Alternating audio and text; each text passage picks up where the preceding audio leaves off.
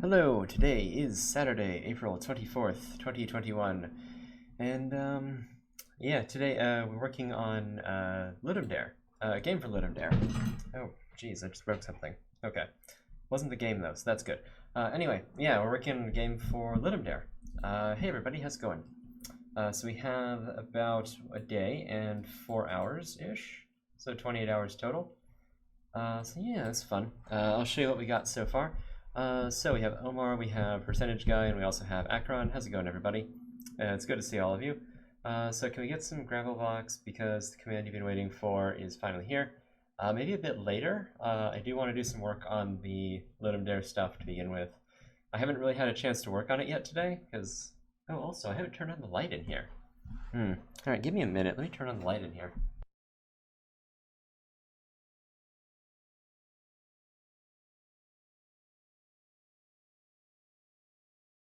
Alright, there we go. There's enough daylight for now, but that won't last forever. I think it's about 4 hours. Well, no, yeah, about 4 hours until it gets dark here. Because it usually gets dark around 8 o'clock. So yeah, we'll see how the camera holds out all till then. But yeah, so this is the game we've been working on for Ludum Dare. So the theme, I believe, is, let me check. Yeah, it's deeper and deeper. So we're doing a thing where we are a little drill, and then we try to dig deeper and deeper into the earth. So we have our little drill here, we can destroy blocks, we get money for that, and we have our little fuel gauge over here on the lower left. We have money, so if we drill out some fuel, we actually get fuel back. And yeah, so the idea is that we have to get to the exit of the level, which is this thing here, and then we go to the next level. And that's sort of what it's going to be. It's just sort of an infinite sort of digging game. But yeah, I went through and added some graphics to it, so now we have, you know, trail, or like a trail behind us. I have not added the graphics to the actual background, but yeah, kind of liking what we got so far. Sounds interesting. Yeah, thank you. But yeah, here, this little hub type thing that we have, this is going to be like a shop kind of area, so you're going to be able to spend the money that you actually drill out of the earth. You'll probably be able to buy like fuel or upgrades or something like that. We'll probably do most of that tomorrow. Right now, I want to focus on adding in a couple more effects. I think I have most of the effects there that I want, but I want like some kind of system where you can buy stuff. And yeah, I mean, I at least want you to be able to buy fuel, so that's probably what we're going to add today, is like the shop system for adding that. And then like the prompt for actually buying stuff. And maybe a little bit with the level generation, because I did notice that the exits actually generate this way, so that you can actually escape here. And I don't really want that. I want to generate like a thicker border here, and then just have it not overwrite the things on the edge. So actually first let's work on that, because that's actually a gameplay thing. Okay, so what we need to do is we need to go into, I believe it is the map component here. Yeah, it's the map component. And this controls how the level gets generated. Also, we need to think about the tutorial. I think that's going to be pretty easy to do though. There's basically like one mechanic and that's it. So in here, this is a bunch of junk. What we need to do, so these are the maximum positions. Yeah, that's fine. So this is all of that. That's fine. What we need to do is we need to find where it generates the actual border. Where does it? Oh, it does it in here, doesn't it? Yeah, it does. By the way, if you don't see, there was a bot earlier. Yeah, OBS, for whatever reason, is not giving me the option to eliminate the bot. I can't seem to block that message, actually. Huh. That's interesting. Why am I... That's interesting. I don't know why I'm allowed to do that. That was a weird thing. Oh, actually, I can just ban you. Yeah, never mind. That'll work. Will that erase their message? Yes. Okay. Okay, yeah, that's better. Alright, so we need to actually do the edge thing here. So is edge. So we'll say less than 2. Hey W, how's it going? Go red plus blue, smash the competition. Oh, you got no sound. Oh, okay. Yeah, thank you for watching.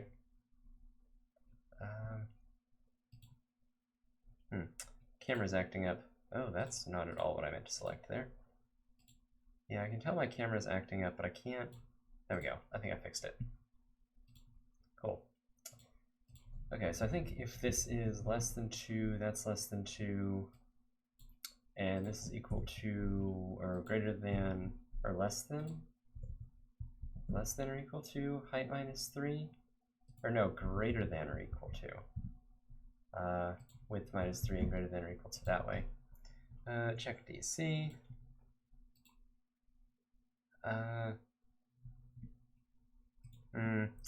Yeah, I don't know. You seem trustworthy. I can do that. I don't know how to actually do that though. I can't figure it out in like 5 seconds. I'm not gonna worry about it. It's a /mod command, right? Is that how it works? /mod? I don't know if that worked.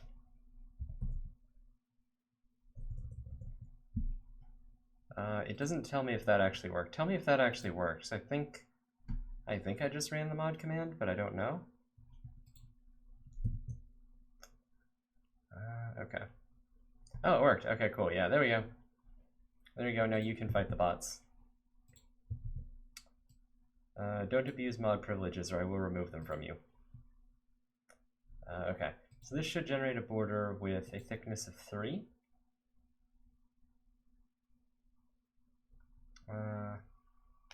Yeah. Come on. Oh my god. Okay, there we go. Looked like Unity was lagging quite a bit there. Okay. So yeah, now the border has a thickness of 3, that's good. So now all we need to do is we just need to... no, it doesn't. It has a thickness of 2.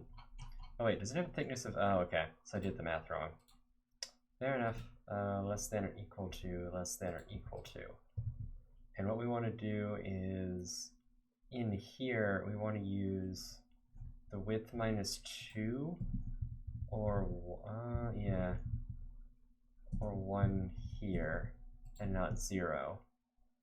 Always wondered what all the stuff, like, what's dot subscribe?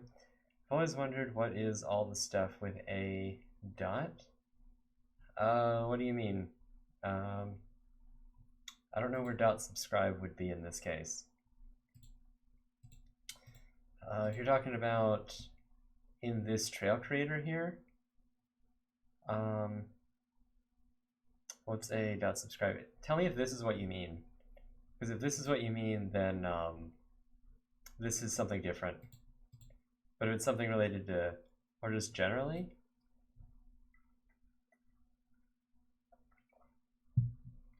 let me try to find a good example of it. Is there no subscribe here? So in this case, this is called pipelining. So the idea is that we basically, in this, what this does is this generates the trails. So like the tracks, each one generates a trail every second. Like what do you need, like why do you need the dots? So for here, this is just for calling a method, right? So this, so on transform, you call a method and then this returns an object and you call a method on that object and then you call another method. If you're wondering why we use the dots in programming, just in general, it's more because, yeah, is that, oh, the arrows? Oh, you're talking about, like, for tracks, I would have lazily thrown to get the particle system. Yeah, so I tried the particle system stuff, but it didn't. The problem with the particle system is that there doesn't seem to be any way to tell it. There doesn't seem to be any way to tell it to keep a particle locally aligned. So like if the tracks are at 45 degrees and it creates one, that's fine, but you can only tell it to align the tracks to a constant alignment. So then if you turn the particle render at 30 degrees, the track that you already placed will also turn. So I couldn't find a way to do it with Unity's particle system. You could do it with a trail renderer, but the problem with the trail renderer is that I couldn't find a way to put a texture on it easily. So I was just like, you know what, screw it, I'm just going to do it the lazy way. And I wanted to test out a little bit of reactive programming here. So we just check the value changed, and we just make sure that the time is greater than, yeah.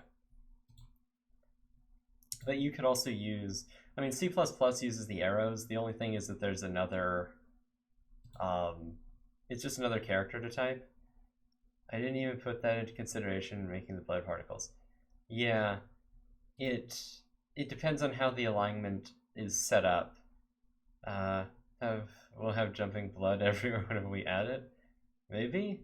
Yeah, I don't know. It's weird. But yeah, I couldn't find a way to do it correctly with the particle system, so I was like, ah, screw it. I'm just gonna do it with the trail renderer. Anyway, what I want to do is here. What I want to do is if the oops, no. What we're going to say is if position.x, so basically if position.x, whoa, no. Position.x is equal to 0, or position.y is 0, or position.x is equal to width minus 1, or position.y is equal to height minus 1. What we're going to do is we're just going to ignore this. And so the purpose of this is just so that we never do anything to the things at the edges. And what that should do is that should cause this to generate the border correctly, the way that I want. Okay, so yeah, it has a border thickness of 3, and then yeah, here we go. Now it has the exit indented into the border like I wanted. All right, that's perfect. Okay, so now the player, no matter what they do, they can't escape. And what I do want to do eventually is I want the gemstones to like drop out of the blocks, and then like go into the player. That's like a final sort of animation. The next thing I want to do is I want to add an animation to the rocks whenever they take damage, like a particle system to the rocks when they take damage. So yeah, now the player, oh, that's interesting. Ah, oh wow, okay. I kind of like that, how it like tries to drill there, but it can't actually do anything. Oh, that's cool. Yeah. All right, so it shows you that it's interacting with it. Okay, that's kind of neat. It's not supposed to do that, but it does. Okay, I like that. Then yeah, all right. So we need to do a couple things. So random fun fact: you're actually the person that inspired me to pick up Unity, and look at where that went. Some weird game about causing ragdolls light discomfort. Oh yeah, thank you. Yeah, I mean, I like the gravel box stuff. You definitely have a talent for game development. But yeah, keep working on gravel box. Okay, that's kind of okay. I'm glad.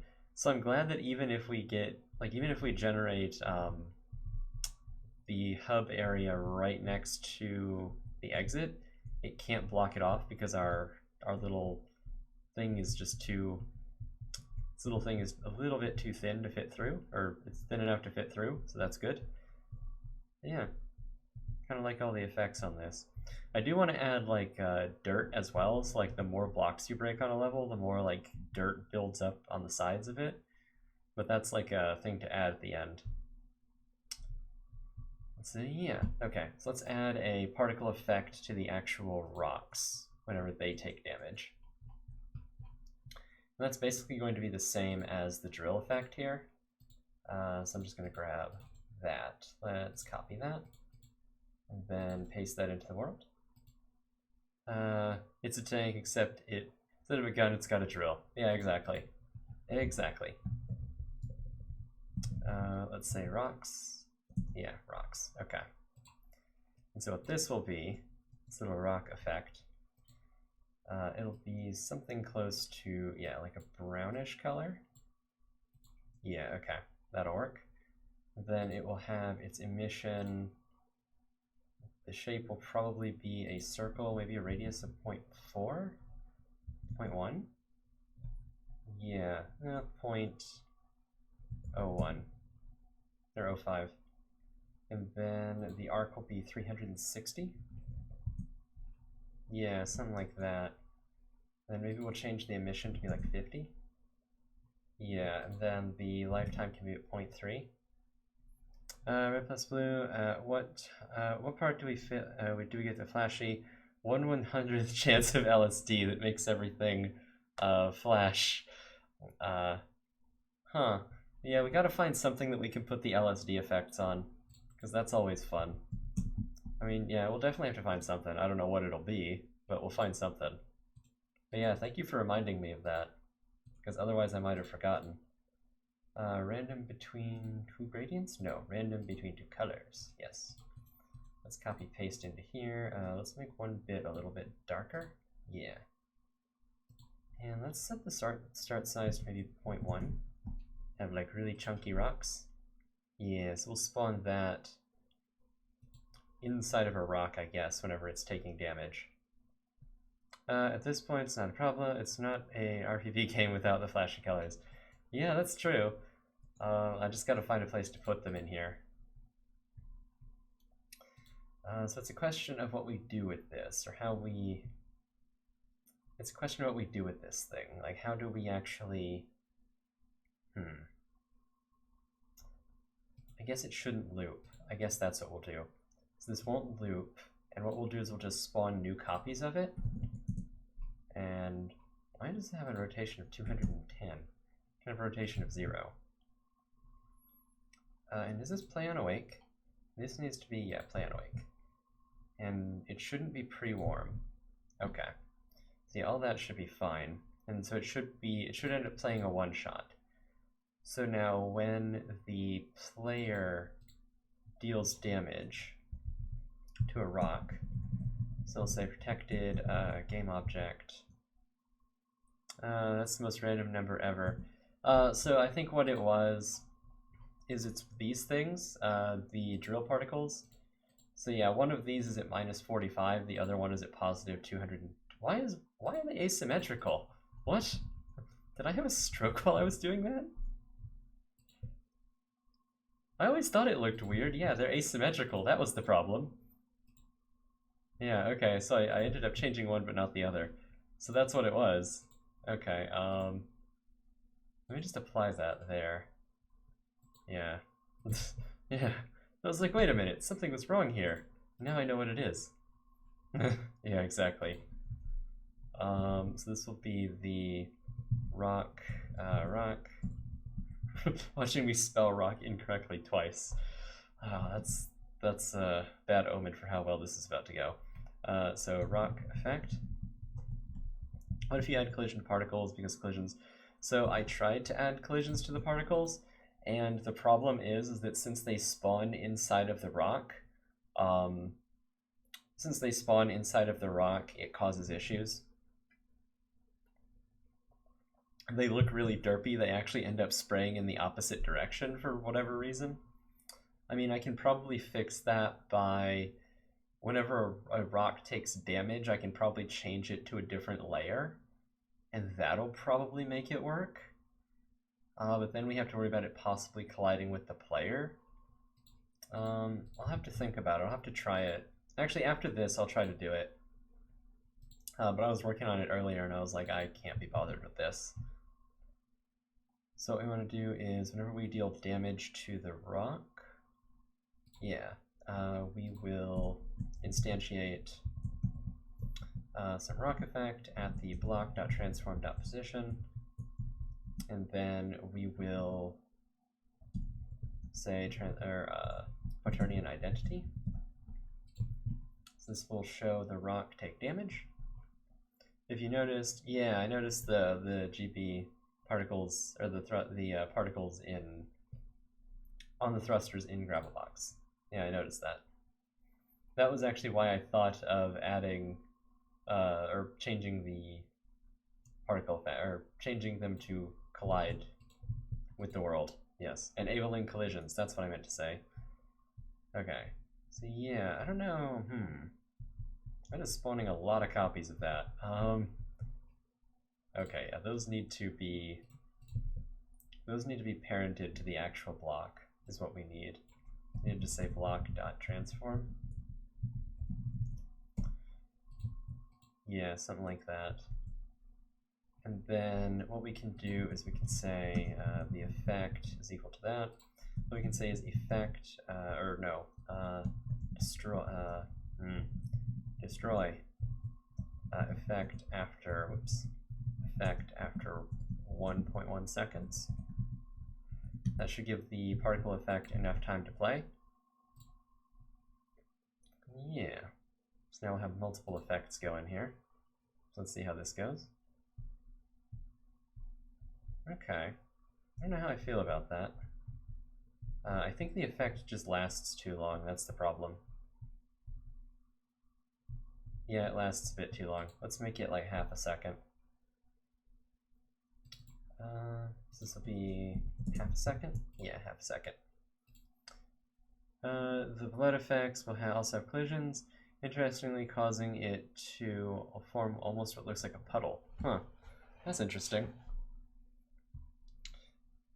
Yeah, I can't wait to see that. That'll be interesting to see. 0.6? Yes, 0.6. I mean, it'll be realistic because, like, normal blood puddles whenever something bleeds a lot. Okay, let's see what this looks like. Is it maybe that's short enough? I think that's short enough. Yeah, okay, I kind of like that.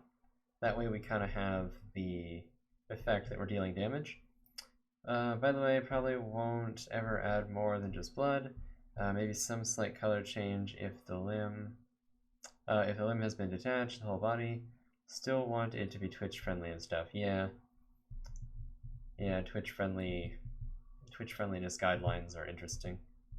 But yeah, I think as long as you keep it from, or as long as you just keep it to blood, it should be fine. Okay, so we have all of that. That's good. Okay. Pretty happy with that. Okay, so now let's try to add some collisions here. So the way that this has to work is that the player has to be on its own layer and the collisions also do. Or I guess we should say, yeah, the player needs to be on its own layer and then the blocks need to be on their own layer. And then again, Happy Wheels and People Playground are allowed here, so as long as it isn't realistic, I'm fine. I don't know what the rules are. Twitch seems to enforce them selectively, so yeah. Can't be bothered making proper dismemberment, yeah. So this will be block no collide. Something like that.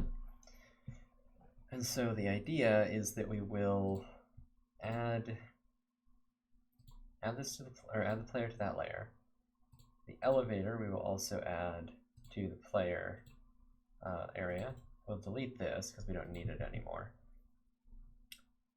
And then the block, the fuel block, and the impassable, and the ruby, we all add to the block layer. And then in the actual block component, what we do, the block component, let's keep one copy of this. So we'll have a protected static protected static layer. Yeah, layer mask. No, not layer mask, just, or no, sure, to be protected constant string. And this will be the, string, no collide, say layer no collide. And then this will be block no collide. No collide, yes. Okay. And so what we'll do is whenever we take damage for the first time, we will say GameObject.layer is equal to layer no collide. Does this have to be an int? Yes, it does. Layer mask.getMask for that. Or no, it's layer to name. Or is it, what is it? Is it, or no, is it layer mask dot name to layer? Yeah, name to layer, that's what it is. Okay. So today I saw, hey man, you got sound now. I see you are way better than I am on the game jams. I wouldn't say that. I haven't finished the game. I haven't finished it yet, and I also, yeah, I wouldn't count. I'm not going to count my chickens before they hatch, but yeah, thank you. So LOL, so today I saw a video of YouTube titled How to Decompile FNAF Engine, and it was funny because they're not compiled in the first place. In the description he said they were Java based, never saw a .jar, and even if it isn't compiled, that's asset stealing. I think I had a talk with him through Discord and he took down the video, that's nice. Yeah, that is. Yeah, that's one of the issues. At least you got a reasonable scope for your project. Oh, we had a scope. Stop saying FNAF. That's how my brain parses it. Yeah, I mean, I kind of got fortunate with the scope. I don't know. I think what happened is I was in too much of a rush to overscope. So I was like, I'm just gonna pick one mechanic, you know, just the whole tank like movement in 2D, and I'm like, sure, we can put a drill on the front of the tank and then we can carve through blocks and that'll be fine.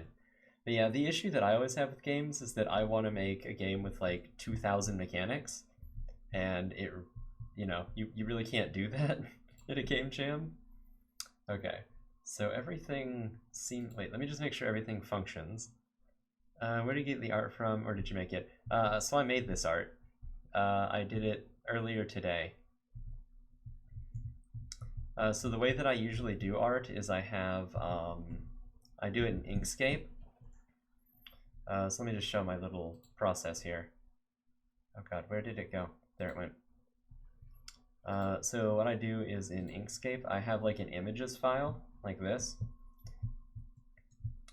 Sorry, I just got from beer tasting, so I'm a bit semi-drunk. That's good. So this is what the art originally looked like yesterday. And so all I do with Inkscape is I just create like an outline, or I just like create a base thing, and then what I'll do is I'll create like a more detailed version with the like line tools in Inkscape, because you can, you know, move stuff around and scale it and whatnot in really nice ways. And so that's where I ended up with stuff like this. And so what I did was I took another game that had sort of a drill kind of feel, and I just stole the color scheme from that. And so then like I exported all the stuff from Inkscape into GIMP, and then I did all the detailing in GIMP. And so that's how I did it. It took me about 2 or 3 hours. Someday I'll learn art and I can enter jams. Yeah, I mean, like the easiest, like the cheapest and easiest way to do game art is with Inkscape, because what you can do in Inkscape is you can just find existing artwork and you can trace it, and it will look passable. And I mean, again, like this isn't like a complex thing. Like the other reason that I made this is because it's very complex, or because it's very simple. You know, it's very basic shapes. Like that's part of the reason that I picked this this theme, is because I'm like, yeah, you can make, you know, this elevator thing out of like very basic shapes, and then you can add some like asymmetric, you know, riveting to it, and it looks like it's made of metal. So yeah, that's kind of what I ended up doing there. Okay, so now if we go into the player here, and I go to here, and I go into the drill effect, I think all I have to do is enable collision here, and then we just say it collides with the world, it collides in 2D, and it should collide with everything except the player, and then the block no collide. Actually, no, I think it can even collide with the player. I think that's fine, because yeah, now here it's actually working right. Okay. Let's see how this ends up working.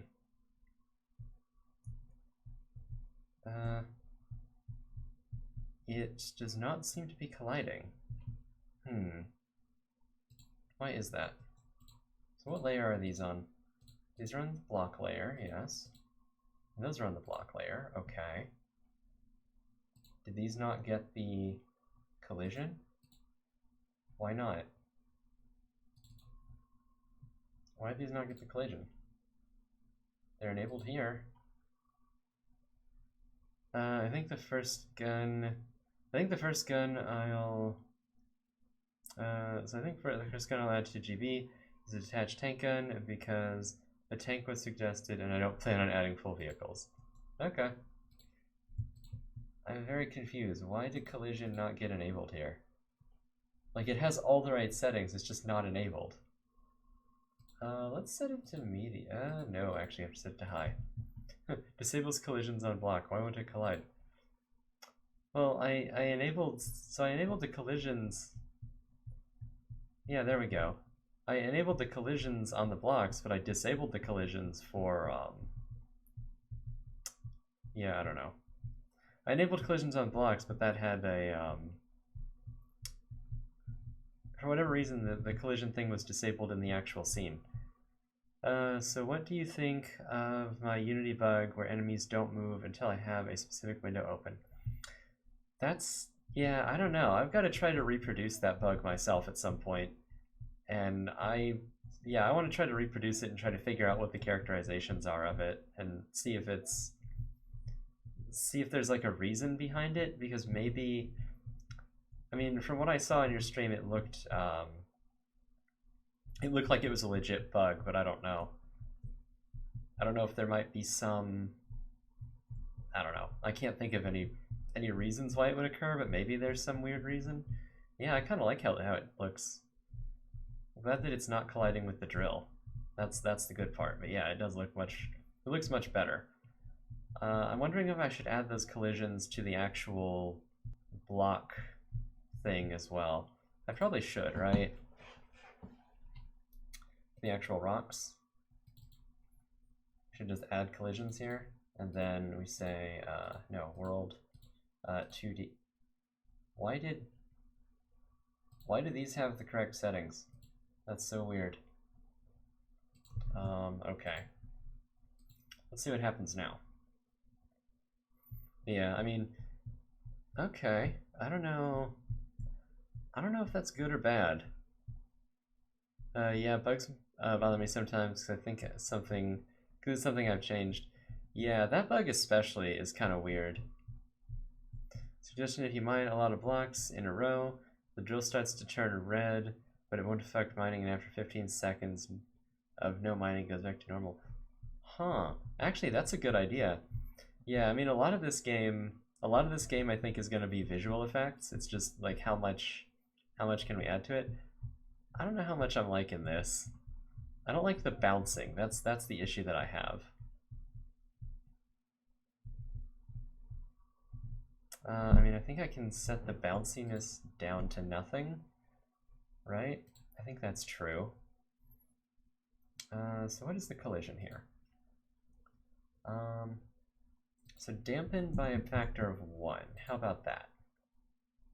And so that should just stop all the blocks, right? That should just stop them. Yeah, there we go. Now they pile up at the edges. So what is your condition to win? The drill looks like it just looks like it just found a really good song and it's vibing to it. Yeah. So what's the win condition? So there isn't really a win condition. The idea is that you play for score. It's more of like there's a loss condition, and so the main loss condition is that you run out of fuel. But I also want to add enemies to this, and so I'm thinking just for enemies, it's just like some, spider-like creature that kind of goes vertically or horizontally, and if it hits you, it either deals damage or maybe it just kills you outright. High score is still a win condition. Okay, yeah. Then it's more of a score-based thing. Like how far can you get without running out of fuel? And right now the fuel is a little bit generous, so I need to get rid of it. But yeah, okay, I like this, how it's dampening it. I need to get rid of the bounciness is what I need. Because after that, I think it'll be fine. Yeah. I mean, I guess it could just go for a high score, right? It could be like your goal is to get like $1 million or something. Should also make the lines on the Should also make lines on the drill move. Oh yeah, I have some animations. That's something I wanted to do as well, is I needed to add the animations. So let's do that, actually. That's going to be easy. Okay, so what are we going to do here? It'll be a protected list of, not audio listener, list of sprites. So yeah, I have animations for the tracks and animations for the drill. They're really simple, but, you know. Yeah, thank you for reminding me. So this will be sprite, and this will be the drill frames, and then a protected list, or not list, but a sprite renderer. Sprite render, sprite render, no. Renderer, drill sprite, and then when you're trying to call something, but Visual Studio's like, yo, you wanted this, and you're like, shut. Yeah, exactly. So this will be the track frames. Yeah, what I need to do is I need to configure my Visual Studio to automatically import stuff for me, but I just haven't. Like, Eclipse will do it for you, and I'm very much missing all of that. Oh, this is going to be an issue, isn't it? Because this is in the player controller? No, this is in the trail creator. Observe value changed. Observe every value changed. Ah, okay. So that's actually fine. Yeah, okay. So in the drill animator, for the tracks, what we need to do is we need to observe every value change for the transform position, and that requires UniRX. And of course, this is like the least efficient possible way of doing this, but it still uses the reactive stuff, and I'm fine with that. So we'll say subscribe, and then what we want to do is we want to basically do something like I did before, which is that we compute some mathematical functions. We say math f dot, let's say sine of time dot time. And so this will give us a value between -1 and +1. So we want to add 1 to that to get the value to be 0, or no, we want to add 0.9 to that, because that'll get it between -0.1 and positive something. It'll be -0.1 and positive 1.9. I think that's right. And then what we can do is we can convert that to an int. And so what that'll do, or actually let's put it at 0.5.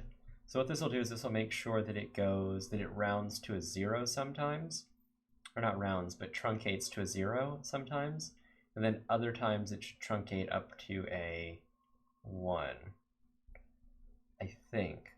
Or wait, no. How does the truncation work on negative numbers? I always forget. Yeah, basically I just want something that flips back and forth between, well, no, actually, because the range on sine is 2.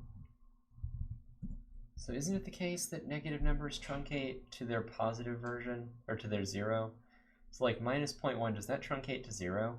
Or does that truncate to -1? I actually don't know.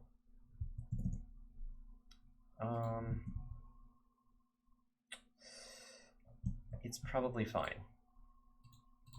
So let's say using system.link. Let's just try this out and see what happens. So what's UniRX? What if you made a game in JS or something on stream at some point? By the way, how big is your list of challenges? So UniRX is reactive extensions for Unity. It basically lets you do something every time something happens. So in this case, every time the transform's position changes, we're just going to recompute something. Oh my god, I tried a game on Steam. Further research, there is no way to quit the game until you reach level 7. Wow. Yeah, that is just terrible design. So we'll say protected void upgrade, or upgrade, god, update tracks. Yes, that's what I want. Update tracks. All right. So we'll set the tracks according to that function, and we'll say update tracks. And then in here, we'll say track renderers.forEach. This will be the track. So for each track, what we want to do is we want to say track.sprite is equal to tracks or track frames at this value. Wait a minute. At that value. Yeah. I've been banging my head on how to quit the game, but I guess I just have to complete a few more games before the button appears. That's really weird that you can't quit until a certain point. I'm very curious. What game is it? I'm very curious why. Like, that just sounds like a bug. Updated from Unity 2020 into 2021. I don't know what the difference is. I thought it would be a good idea. I mean, I would caution you against doing that. It's generally not a good idea to update your tools midway through development, just because sometimes there are issues with doing that. Sometimes tools break, or they corrupt projects. Like, if you're going to update a project, it's usually best to it's usually best to do a backup and then test everything like very judiciously. So in here in the private void update, we're going to do some animation updates there as well. So update that, and then we'll update that. Minion Masters, it's not a new game. It's something, it says something they probably know about. Interesting, I want to check that out. Mute this. Online minion battle game. Oh, it didn't even take me to Steam. Oh, that looks neat. Oh, okay, so I think I get this. This is one of those games. This is one of those, like, Clash of Clans style games. Okay. Yeah. Or not Clash of Clans. Oh god, the other one. Is it Clash Royale or something? It's by Supercell. That's the one I'm thinking of. Is it Clash Royale?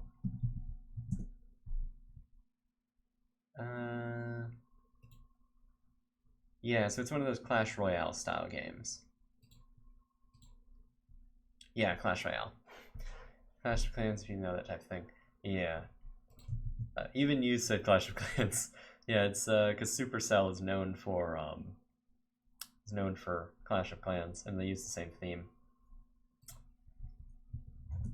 I think Supercell might be one of the reasons that Unity is popular, because I know that they were like one of the first big customers for Unity, and they really took off. So what I'm going to say is that the drill sprite.sprite is going to be equal to, and this will just be the frame here. That's math updates. Sure, we'll run it into the cosine function just so that it's a little bit different, because why not? Yeah, it'll be now offset from the actual. This will be drill frames of that. Okay, and I think that'll just work, assuming that value actually changes every once in a while, which it should.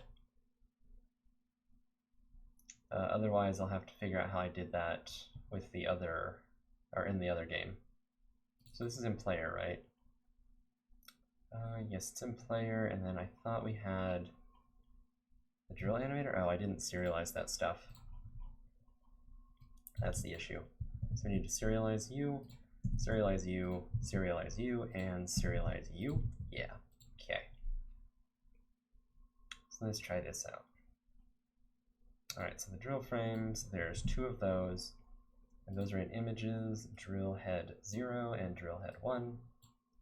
And then the actual drill is here, there, yes, okay. Let's Track frames, 2 of those. I think I'll try to get some particles in my game tomorrow if I'm in a good state. Okay, yeah, the Unity particle system is fun. And I think you could do a lot of stuff with particles in your game.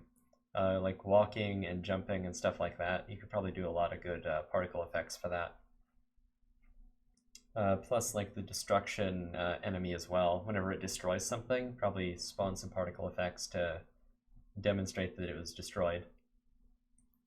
So you have the track frame, select track 0 and like track 1. And then we can lock this. And we can say track left and track right. The track renderers. Okay, so let's check this out. Does this actually change? Okay. I don't think so. I think something's broken with it.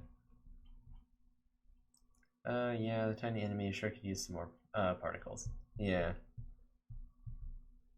So I don't think it's updating. Let's check the actual drill here. Graphics. Oh no, it does update. It just updates very slowly. It does change. Okay. Yeah, it needs to change a little bit faster. It's not very smooth. Yeah, I don't think it's ever going to be like super smooth, unfortunately. Let's do a public, not public, protected int, let's say get frame, not indexer, int. Let's just do get frame. And let's turn this into a expression defined member. Or actually, we'll just say frame. Or, yeah, frame. And we can actually do frame like that. Okay. Actually, what is the preferred... I don't know the naming convention for protected expression-defined members like that.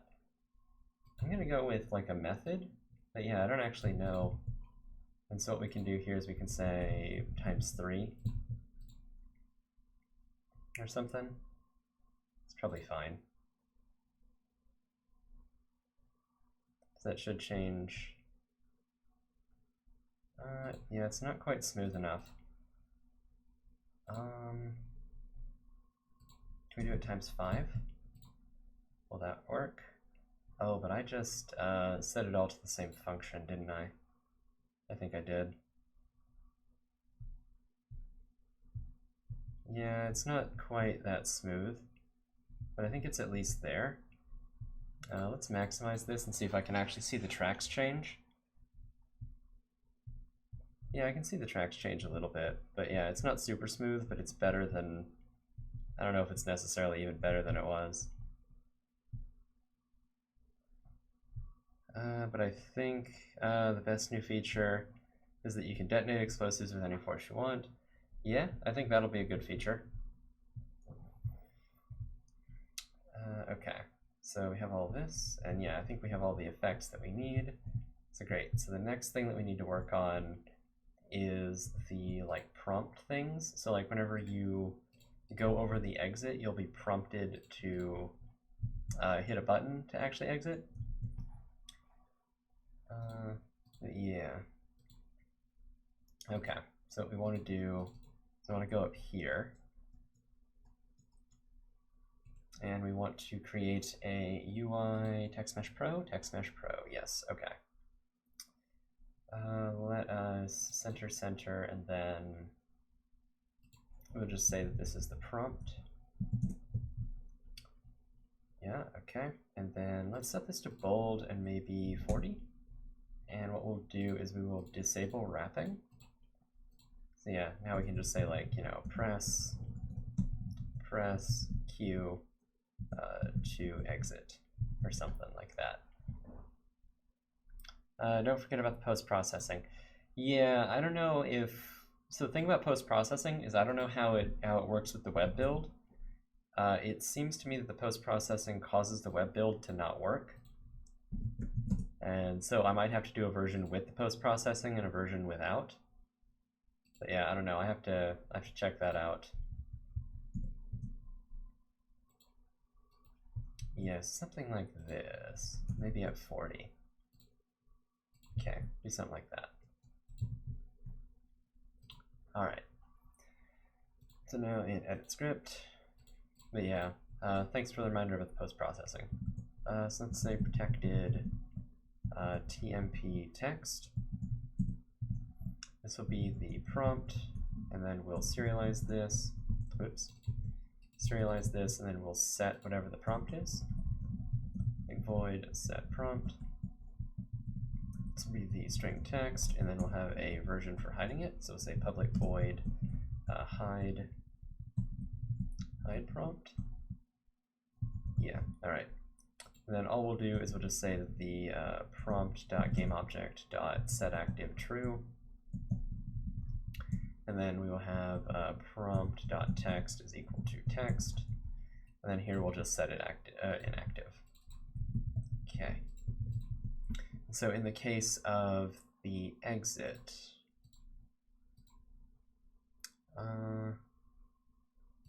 exit component. So what we need to do here is we need to actually, this is where it's going to get weird. Because whenever the player, problem is that whenever the player enters an area, enters one of the exit things, yeah, I don't know. We need to keep a counter here instead of a bool. Oh, this is terrible, but I'm gonna do it. So we're gonna say protected int player can exit. This will be a protected static int, by the way. Player can exit. And then what we'll do is we'll keep a static int, and the reason for that is that we want all of these to share the same counter. And so we'll say player can exit is, say it's plus equal to 1 here, and then we'll say minus equal to 1 here. Yeah, that's what we'll do. And then we'll say if, well actually in this case, we always want to show the prompt. By the way, you know that little box that showed up at like 2008 or 2018 and prior when you started the game where you could set the settings, is there a way to enable that now? I assume it's through the player settings, right? It's probably like show configuration GUI or something. Let's see, it's probably in player, it's probably other settings. Where is it? Virtual number, build, Mac, scripting backend, API compatibility, optimization. There's probably a setting for it, but I'm just not seeing it. Blend shaders, log type. Maybe it's in, is it services? No, it wouldn't be services. It wouldn't be editor. Is it adaptive performance? No. Maybe you configure adaptive performance? Probably not. Preset manager? Interesting. Quality, add quality level. It's probably in here somewhere, but I don't know where it would be. There's probably a setting for it though. If they took it out, I'd be very interested to know about that. So where's the UI component? We don't have a copy of it, so okay. In private void awake, we need to grab a copy of, well actually, no we don't. We don't need to grab a copy of it. What we'll say is if player can exit is equal to 0, we'll say less than just to be on the double safe side. Just ask the Unity Discord. Yeah, that's probably a good way to do it. So we can say find object of type UI component, and we'll say set prompt to be press Q to exit, or to, we'll say to go deeper. Yeah, to go deeper. Deeper. Yeah. To go deeper. Yeah. Okay. And then, actually, whoops. What we want is not this. We actually want to hide the prompt. I want to set it here. So we say hide prompt. Oops, not hide flags. hide prompt, yes. And then what we'll say is find object of type UI, do that. Okay. The reason I ask is because then I don't have to make a settings menu. Well, I mean, I think that GUI only does so much for you. I think there's limits. I don't think that it's like an automatic thing, but it's a good settings menu for like a public beta or something, which is I think what you're going for. So it'll work for those purposes. Okay, so where is the actual exit? That's another thing that we need to do, is we need to alert the player as to where the actual exit is. And we probably need like an indicator for that, but all that should be pretty easy. Wondering if it's possible. I don't think it's possible for the exit to spawn in a place where the player can't get to it, but you never know. Oh, that's interesting. Huh. Did this cause an issue? No? Huh, I'm very curious what that caused, or what issue that was. Oh, actually no, I know what the issue is. The issue is that I didn't assign the prompt object. That's the issue. I think the nose of the drill ended up touching the exit. Okay, so this is perfect. But yeah, I do like that this can't take damage. That's funny. And it has issues with the particles. Probably need to fix that if we can. I don't know how we would though. Okay. Yeah, so we can press Q to go deeper, and so we do that. Okay, perfect. Oh, okay, so this is a bug. Whenever the player actually presses Q, we probably need to just change this. Touching exit count is the number of exits that we're actually touching. So in the game manager component, whenever we load the next level, we just set that to 0. So we say exit component dot that is equal to 0. That way the player can't. And we also, I think we get a hide prompt whenever we exit the level, so that's fine. And to people watching, I know that that's terrible practice, but at this point, this is a game jam and I don't really care. Okay, so the question, can we exit here, or can we fit through that little gap? Oops, it is a little bit difficult. Yeah, we can fit through that gap. Okay, perfect. That's really good that it just happened that we could fit through that. All right, so let's go here, and yeah, you press Q to go deeper. All right. So yeah, pressing Q doesn't cause that issue anymore. All right, great. Okay, so now we have fuel. So apparently they removed that. They just removed it outright? Like you can't re-enable it? That's weird. I would not expect that. I wouldn't have expected them to do that. I guess they were sick of supporting it or something? Or maybe they didn't like the way that it made the engine look? Yeah, that's interesting. Okay, so a couple things we need to do. One of them is we need to probably prototype some enemies here. But yeah, we can do this. We can press Q to go deeper. Great. Okay. Oh, this is interesting. This like cuts out. Huh. I didn't know that it would do this, where it would like cut out.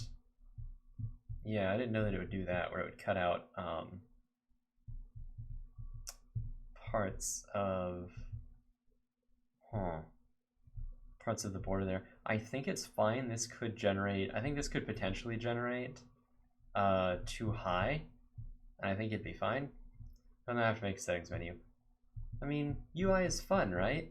Isn't UI fun? Doesn't everyone enjoy making UI? Probably not. Okay, so yeah, press Q to go deeper. Awesome. All right, so everything is working. The main game loop is working.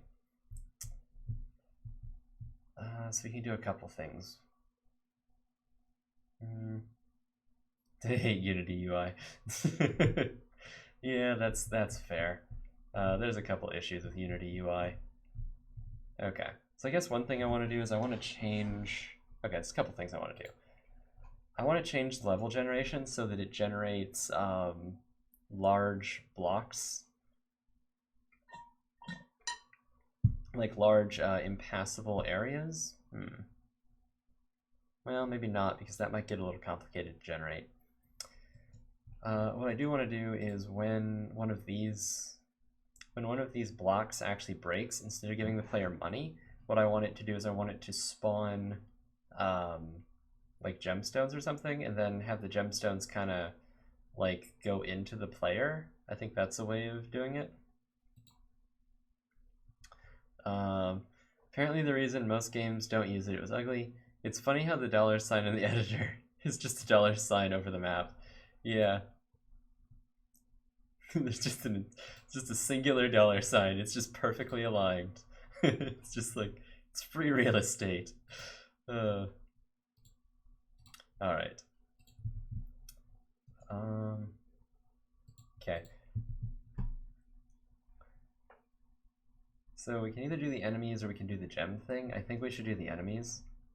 So yeah, let's do the enemies first, and then we'll do the gemstones.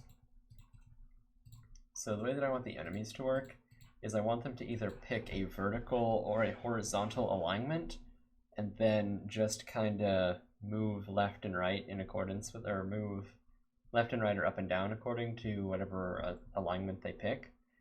And maybe have them mine out some stuff too. That would be an interesting idea, right? Like, just you have little enemies that that mine out blocks the same way that you do. Huh, that's an interesting. Actually, I kind of like that.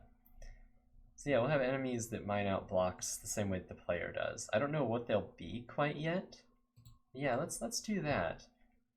So the way that we'll do that is we'll have a. Let's make it a circle. Yeah, it'll be some kind of robot thing. Well, maybe not a robot. Maybe it'd be like a little spider or something. I don't know. But yeah, let's create a parent for you. And we'll have you there, and we'll have you there. All right. And so yeah, what we'll do, yeah, we'll have you basically raycast a little bit, and then if you hit a rock, you will break it, and then you'll turn around and go the other way. Is how we'll have it work at the beginning here. So let's say a 2D object, a sprite, and then we'll make it a square. Then we'll have that, and then let's put this at here, layer 1. And then we'll make this gray. No, but really, they have to redo Unity UI. For example, why can buttons only call methods and not change variables? Why is a giant box inside the scene? Why not treat it like prefab editing? Editing UI in general is just stupid, and what's it with the canvas scaling if most cases that canvas doesn't scale? Well, I mean, it does. So most UI, you want to set the camera scaling mode to be match with their height, or sorry, scale with screen size, because then you can set it to like a 16 something aspect ratio. And as you can see, the UI, it scales pretty well, regardless of what kind of actual aspect you have. The only issue is that if you're in free aspect, then it doesn't really work very well. But, you know, if you play the game in free aspect, that's your problem. Yeah, even like a 1610, well, I guess 1610, it doesn't work right. But yeah, we can actually fix that. That's not super hard to fix. But yeah. Okay, so what we'll do is this. This will be an enemy. And we'll have you at 0. And whoops, something's broken. Okay. Acheron. Canvas scaling relies on a decent understanding of anchors. Yeah, you're right. I have the anchors on this money thing are just set wrong. They are set to the center of the screen, and they shouldn't be. They should be set down here. But otherwise, that's how we can fix it. As far as buttons go, why can't you change a variable in a function? Well, actually, I think you can. Actually, yeah, I think you're right. You have to change the variable inside the function. But actually, no. I think you can change variables. Or you can change variables. Yeah, you can change dynamic variables with it. So, for instance, let's say if we said the button should be able to change variables instead of only being able to. No, they can change variables. So if we target, let's say we target the actual button. So if you go to the game object, you can set all of these variables, like the name. You can set the name, you can set the tag, you can set the layer, as long as they're public. Also, if you have dynamic variables, like if you have a dynamic float, you can also do it. Or sorry, yeah, any dynamic, any like auto property, you can also set with them. Yeah, you can change all these. All these are variables. Sure, yeah. Like, what variable are you trying to change that it's not letting you change?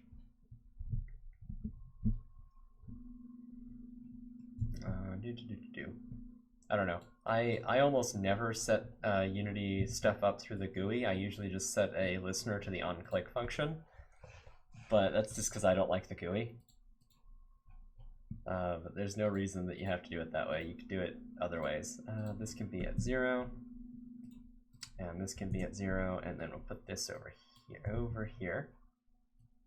Yes. Okay. Actually, no. It needs to be. This needs to be here because it's facing forward. Yes. Okay. That's what we'll do. All right. So let's make our little enemy component here. Where is this going to be? It's going to be here. Yeah. Okay. Create a enemy component. Component. Yes.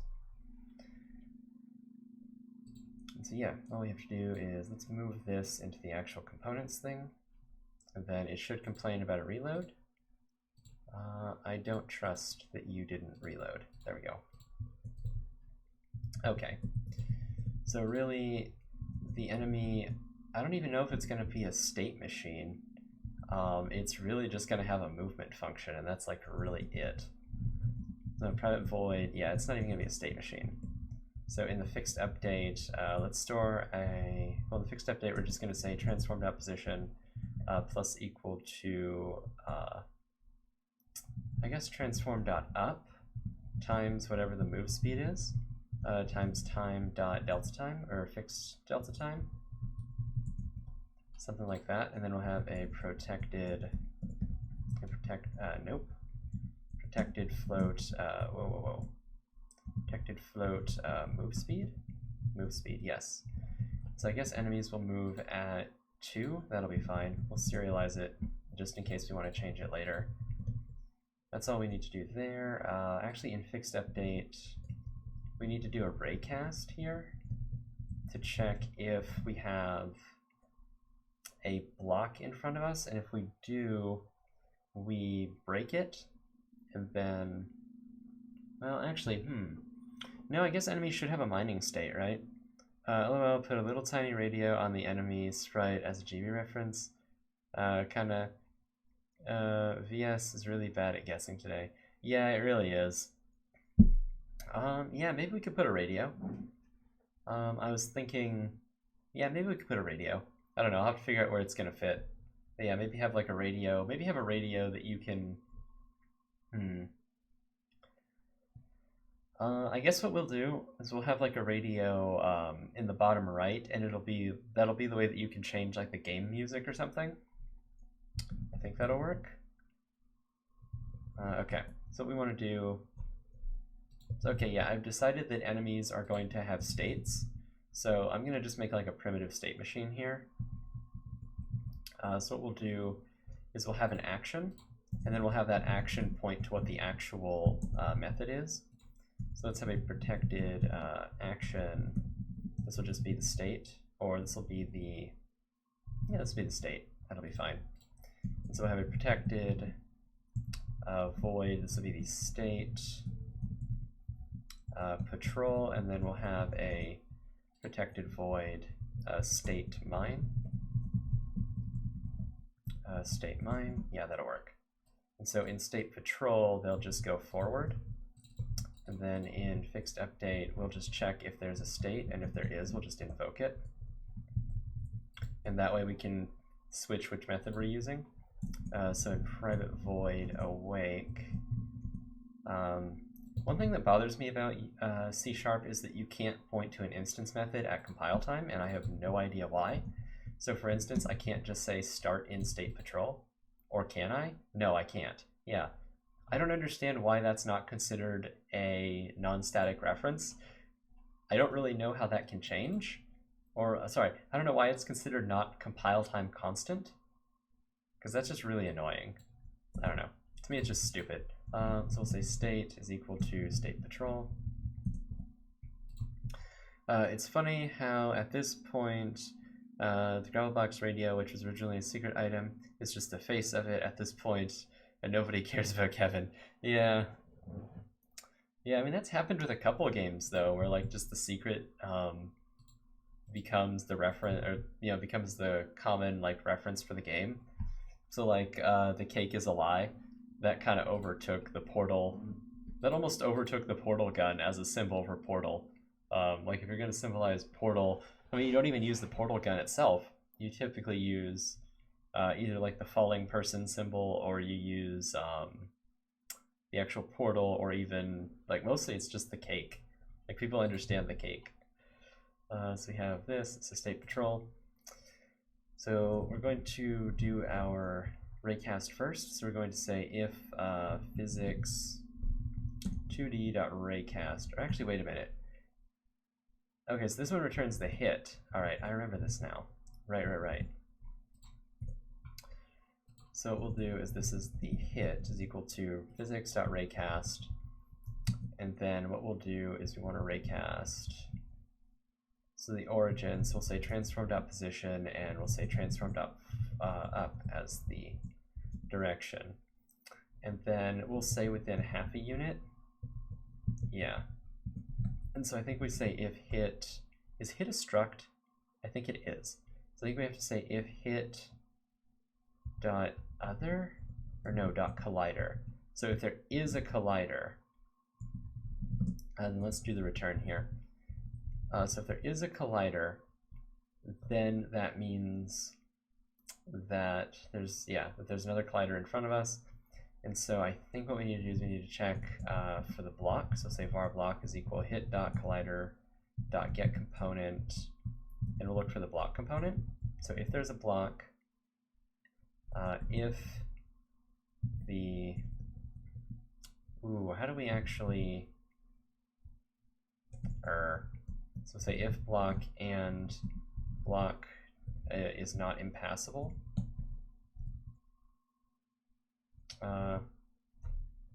Is there no way that I can check the impassability here? No. Oh, this is gonna break things though. All right, well, what we'll do is we'll have a public bool impassable. This will be a get with an expression defined member on impassable. Yeah, that's fine. And so we'll say if block dot is not impassable, then we want to try to mine it, or actually no. If there's a block, if the block is impassable, then we want to turn around. So we'll say turn around, and then we'll say that the, or no, actually the state patrol is fine there. LOL, so when I first ever saw Portal footage, it was one of the behind the scenes section. I thought it was a horror game, because for some reason, then I never looked for like 2 years. When I finally looked at it, facepalmed. Yeah, I mean, Portal was a very interesting game. It was a very well done game too. So let's say that the transform dot transform dot up is equal to minus transform dot up. So that'll just flip us around. That's all we have to do. And so we do this, and then otherwise we're going to say that the state is equal to state mine, where we destroy the block. Yeah, okay. So in state mine, what we'll do is we'll say public, or no, we'll say protected. This will be the block component. This will be the target. So we'll say that the target is equal to block here. And then we'll have a protected float. This will be the next mine time.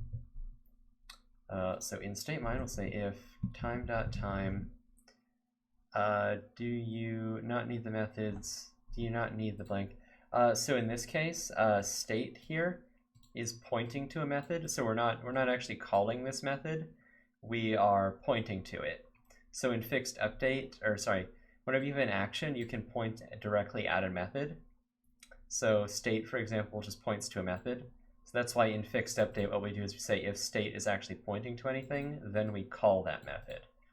And the cool thing about this is if state is null, then we don't get a null pointer exception here. Just nothing happens. But yeah, that's what this is. I'm just doing it sort of as a primitive state machine. So we can set state to something, and then that changes how fixed update behaves.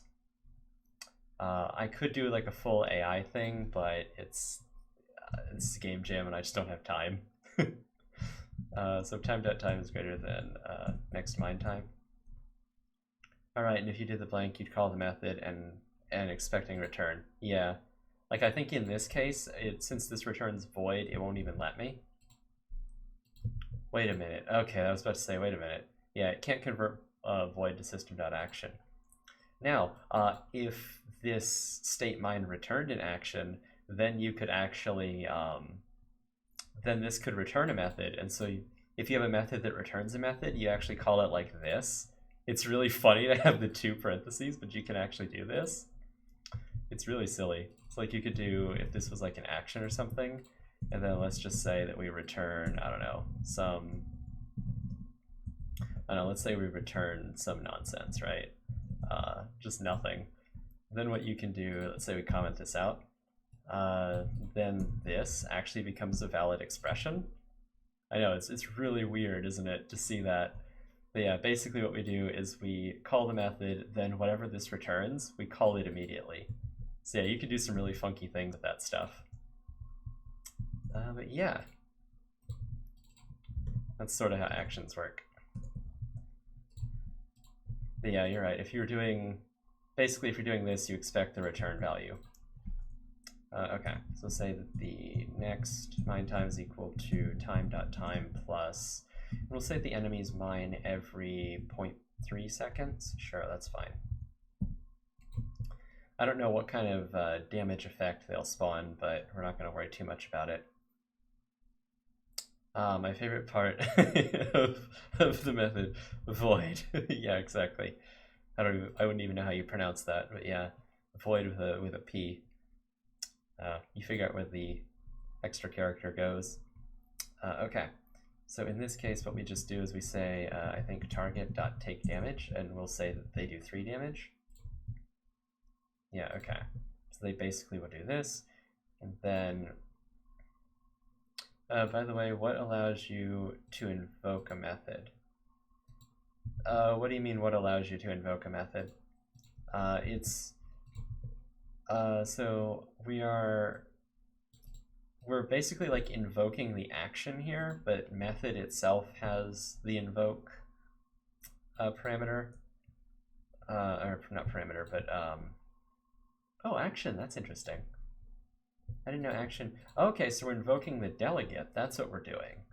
Interesting. I didn't know that's how that worked. Huh. Yeah, we're invoking the delegate. Never mind. But yeah, that's where the invoke method comes from. And delegates are a weird thing. I don't really know how to explain them.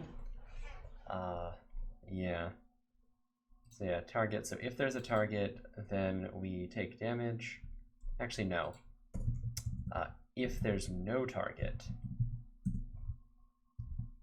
then what we want to do is we want to return immediately, and then we want to set the state to be patrol state, because that means that either the player destroyed this or we destroyed it. Whoops, we don't want to call that.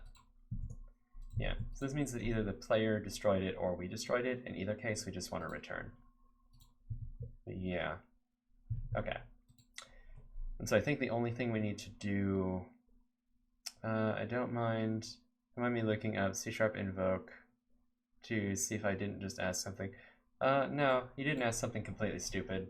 The invoke method, invoke is something that you can call on a delegate, and an action is a type of delegate, so that's why you can call it.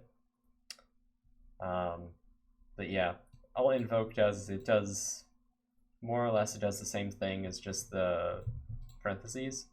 So since action points to a method, we can actually just call it with the parentheses here. But if you want this like conditional thing here, so in this case, my understanding is that if action is null here, or sorry, if state is null, then this will throw an error. But in this case, it won't. I don't think you can do this, unfortunately. No, you can't do that. That's not valid. Okay. Nor can you do this, unfortunately. Wait, I was about to say, no, yeah. Why can't you use the invoke call? Why can't you use invoke to call a function after a delay? What do you, so what do you mean? What do you mean, why can't you use invoke to call a function after a delay? Do you mean like Unity's invoke method, or do you mean the action invoke method? Because those are two different, there's two different things there. And it's two different answers. Can't you use the invoke method? Can't you use invoke to call a function after a delay? They're different. So invoke, so this one comes from mono behavior, I think. Does it? Yeah, this one comes from mono behavior. Yeah, from mono behavior. And this one comes from action. They're different things.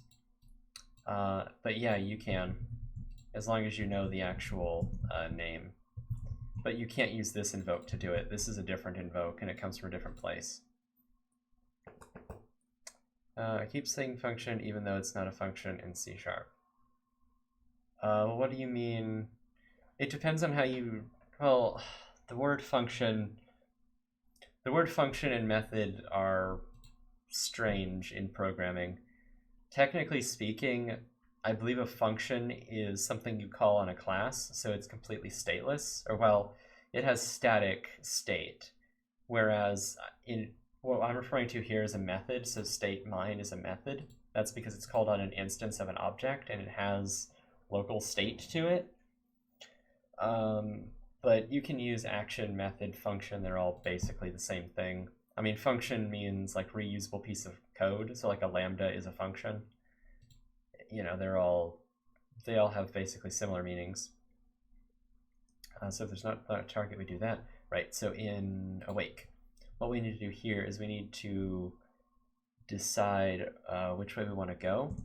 So we're going to say random.range, and we need to actually say using random as Unity engine.random. By the way, you should join the GB public Discord. Yeah, I probably should. I'll probably do that maybe whenever I'm done with this. It's linked to the game page, and I put it somewhere in the private server. Yeah. I'm a bit tired. But yeah, I'll check it out at some point. So we'll say is vertical. So I have var is vertical is that. And then we'll say var is positive. Sure. And we'll say random.range between 0 and 2 is equal to 0. Sure. Then we'll say is that transform dot up is equal to. Also, now when you stream GB, you can actually link people to the game page because public beta is a thing now. Oh, that's cool. Yeah, I can. I could put a thing in the chat for it or something. Jeez. Oh, I'm tired. Okay, so we'll say is vertical. So if this is vertical, this will be... No, let's not do this. Is vertical, we'll say that this is transform.up or transform dot... is it left? No, it's, or is it right? Yeah, it's right, okay. Then we'll say is positive will be, if it's true, it'll be a 0. No, sorry, it'll be a 1, otherwise it'll be a -1. Then it'll be negative.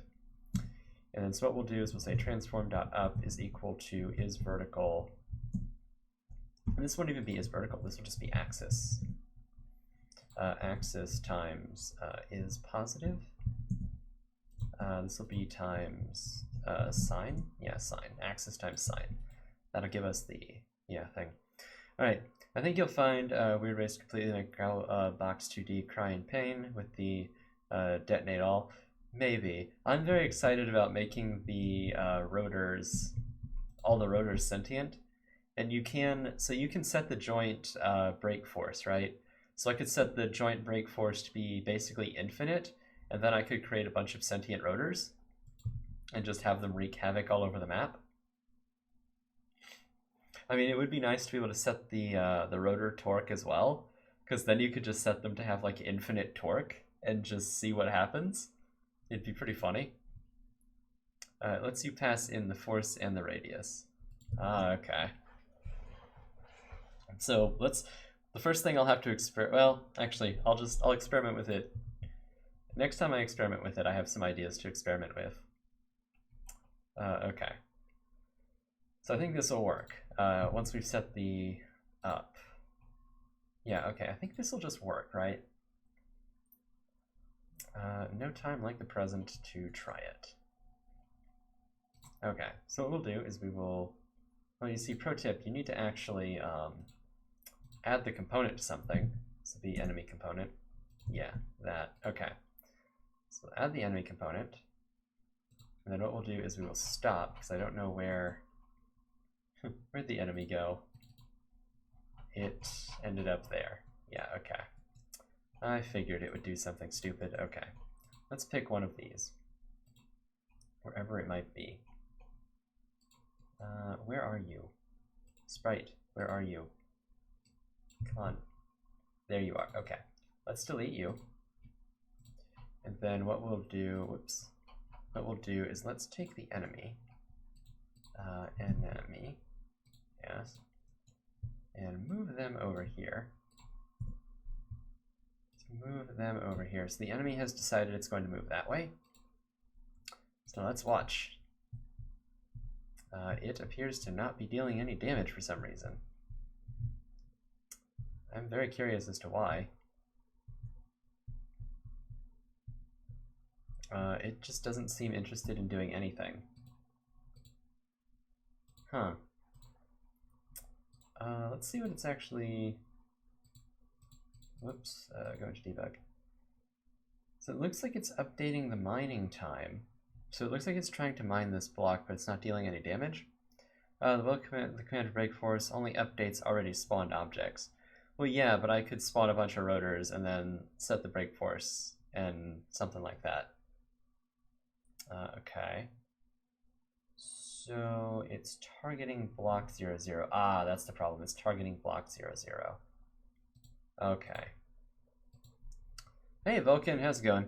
Yeah, okay. You're right. You caught it. That was just a test for you guys, chat.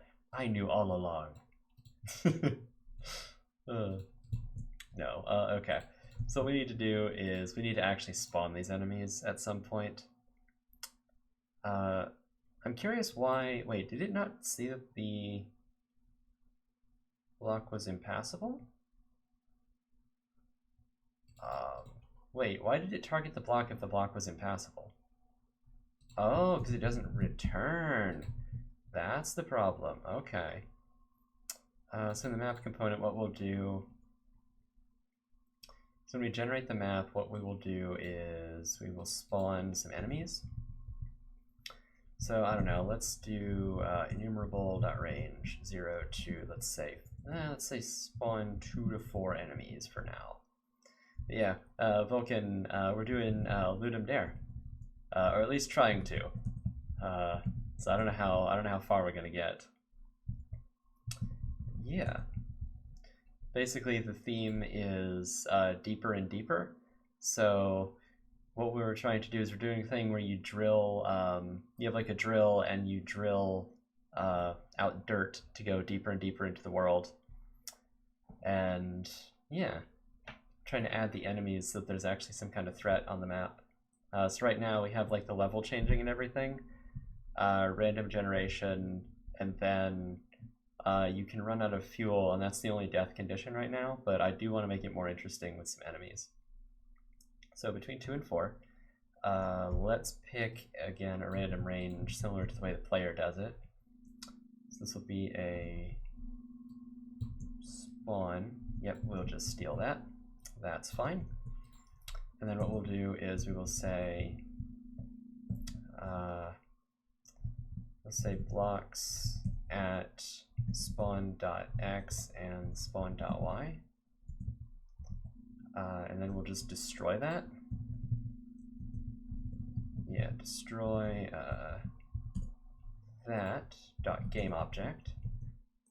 And then we will just instantiate an enemy there. Enemy prefab. This will be something I learned today in Unity. Or not today, but last night. You can't convert a vector 2 int to a vector 2 or a vector 3, which is really annoying, and I don't know why. But it means that we have to do dumb things like new vector 3, spawn.x and spawn.y. Should probably fix the explosives. Yeah, you probably should.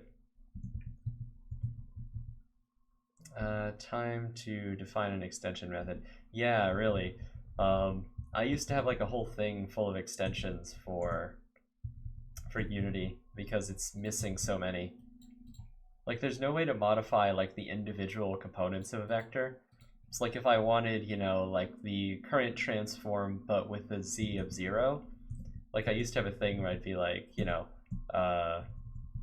var, position is equal to like, transform dot position dot, with z of 0, something like that. I remember when Unity didn't have a vector 2 int type at all. Yeah, I remember as well. That was annoying because then you'd have to round all of your vectors to integers. I think at one point I actually ended up creating my own, like a vector 2, or vector, probably like an int vector or something, and it just stored vector 3s. Yeah, I defined my own struct and used it anyway. Yep, that's exactly what you do. You're like, nope, screw you, Unity. And then you can, well, in that case, you could define your own implicit conversion too. That's the other thing, is I don't know why you can't just implicitly convert between the two. I mean, I guess there's an argument to be made that it's safer not to, but yeah. Yeah, I don't know. That's one thing that Java doesn't have that bothers me to no end, is that there's no implicit conversions there. And it's really something that they need. Is there an explicit conversion? I don't think so. I'd understand not wanting it to be implicit, but not an explicit one. Yeah, I don't think there's an explicit one either. Right now, here's what happens if something goes boom. Play sound, play particle, destroy the sprite renderer, push objects away. If the particle system is done, destroy that. If the sound is done, destroy everything. Okay, yeah, that sounds reasonable. I mean, another thing you can do, percentage guy, is you can just set the particle system to be like a child of the scene, and then you can destroy the explosive and it'll be fine. And just set a timed destruction on the actual sprite render, or the particle system. This will be a game object. This will be an enemy prefab. Yeah, enemy prefab. Did I type that right? Yeah, I did. But yeah, I don't think there is an explicit one. I can double check though. So we can say spawn. It'll tell me, hey, cannot implicitly, or cannot convert. Yeah. But if we even try to cast this to a vector 3, I don't think it lets us. Nope, sadly cannot convert. So lame. The current system works, so I won't touch it. Yeah, that's a good idea. That's a good programming philosophy. It works, don't touch it. But yeah, this should spawn some enemies, and we should have some things to play around with. Yeah. Yeah, Unity is kind of sad. It's disappointing. Whoa, something broke. Oh, I never assigned the enemy prefab. I am disappointed. Yeah, exactly. I mean, but at least you can define your own. So that's, I guess that's like a marginal. What am I trying to say? I guess that's a consolation prize, right? You can define your own. Okay, so let's see if the enemies are actually doing their digging thing. They are! They're digging! Oh, look at them go! It's so great. Yes! Yay, look at that. They are so sentient. It's so good. And now they should, whenever they reach the edge here, they should turn around because they'll detect an impassable block. Hey! Okay. So actually, the thing that I want them to do is when they destroy a block, they also need to turn around. Yeah. Also, don't forget, destroy grabbing components somewhere in there. Yeah. Yeah, I'm very happy that the enemies actually like mine now. So the cool thing about that is that they destroy blocks and the player actually can't. Like, the player doesn't get any credit for it. Well, actually, because of the way I have this written, the player actually does get credit for it, but let's pretend that that's not happening. But yeah, they will be a hazard for the player. It's like if they touch you, I think they'll just kill you. I think that's how it'll work. Yeah, I'm very happy with the way that they dig. Yeah, okay. I mean, they won't chase you. They'll just kind of be a roaming hazard. Yeah, okay. Yeah, I like that. Maybe if there's interesting stuff we can do with them later, we'll do that. Yeah, I think, hang on, I think whenever they destroy a block, I get credit for it. Yeah, I do. Okay. So we need to fix that. What we need to do is the block component here. When this takes damage, we can pass in, we'll say that this is a component and this will be the source. No, we won't do that. We're not that bad. This will be is player. That'll work. And so what we'll do is we'll say is player, and we'll say if is player. Something like that. That way only if the player destroys it do we actually get stuff. So this is on death. Oh, do we not have on death invoke that? Oh, that's annoying. Okay, so I have to say bool is player, and then on death will have to be an action of bool. Yeah, and then this will also be a bool is player. Okay, and then we'll just pass that down, and then we'll pass that down. Yeah, okay. Now in here, we'll just pass this to false. That way if this destroys the block, the player doesn't get credit for it. And there should be one more error. I'll let Unity tell me. So this is true. Or no, this is player. And then in the player component, there should be a thing that it doesn't like. Wherever the player deals damage, here. And now this one is the player. Okay. So now if we just sit tight, we shouldn't have issues. There is an issue that the enemies, I think, will, if they end up hitting the elevator, they might have some issues, but I don't know if I'm going to bother with caring about that. I think they'll just like glitch into it or something. They'll just like run into it and glitch, which is probably fine. So So yeah, we can have different kinds of enemies as well. Like we can have some of them that dispense like, you know, acid or something, and you know that will damage the player.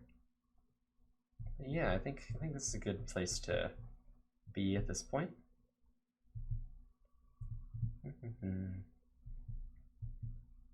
Okay, so let's go here. Yeah, it is a question though of what we're gonna do, like what the enemies are gonna be. Like I don't know what they're supposed to be at this point. I mean, we could just have them being like, you know, enemy Roombas or something, but not really a fan of that idea. Doesn't seem very inspired. It's a question of whether or not they should have like guns as well or something. Probably not. I don't want to be that. I don't want it to be that detailed or that intense, I guess. Yeah, I mean, they'll just be kind of like a roaming hazard at the moment.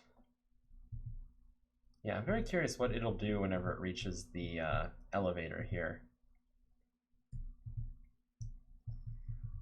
I mean, I might have to just make a separate layer for the elevator. Oh yeah, they don't collide, that's right, they have no collision. Can't have that. Enemy itself, they need some kind of collision. I mean, they really don't need any collision, they need a collider, but I don't think it'll actually do any colliding. So the circle collider, 0.35. And the reason for that is I think it's just going to be an instant death trigger whenever they hit you. Because I couldn't imagine it not being an instant death trigger. Yeah, I think that they might just like explode or something when they hit you, and that'll be the cause of death, is that they just blow up. Yeah, that'll probably be fine. So these will be triggers, and so if they end up touching the player, they will just kill you. So in the case of an enemy component here, we'll just have it on trigger enter. Fixed update, we have awake, so we have private void on trigger enter 2D. This will be the other. Let's say if other, no. We'll say that the player is equal to other.get component in parent, and this will be the player component. So say if not player, then we just return. Otherwise, this is the player, and then we'll just debug.log game over. Game over. And something like that. Okay.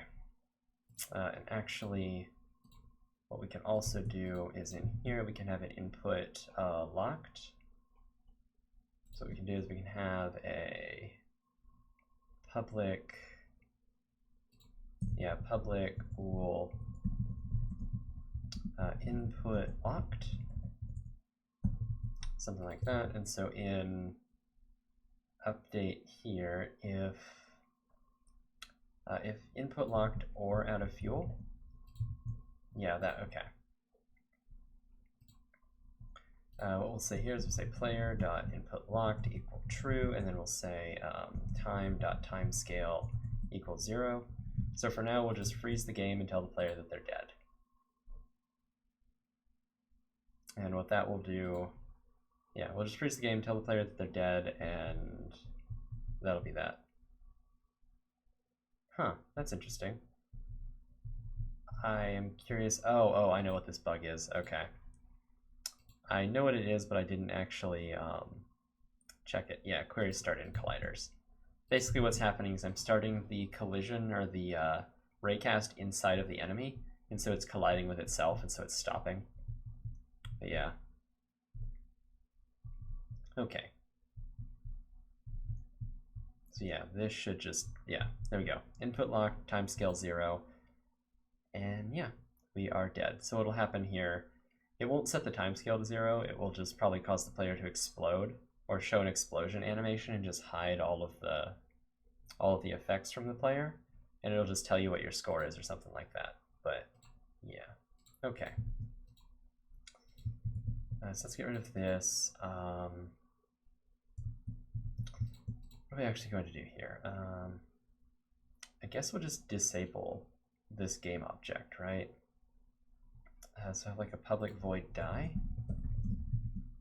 Just say public void die, and then this will be game object dot set active dot set. Oh no, sorry. Game object dot set active false. False.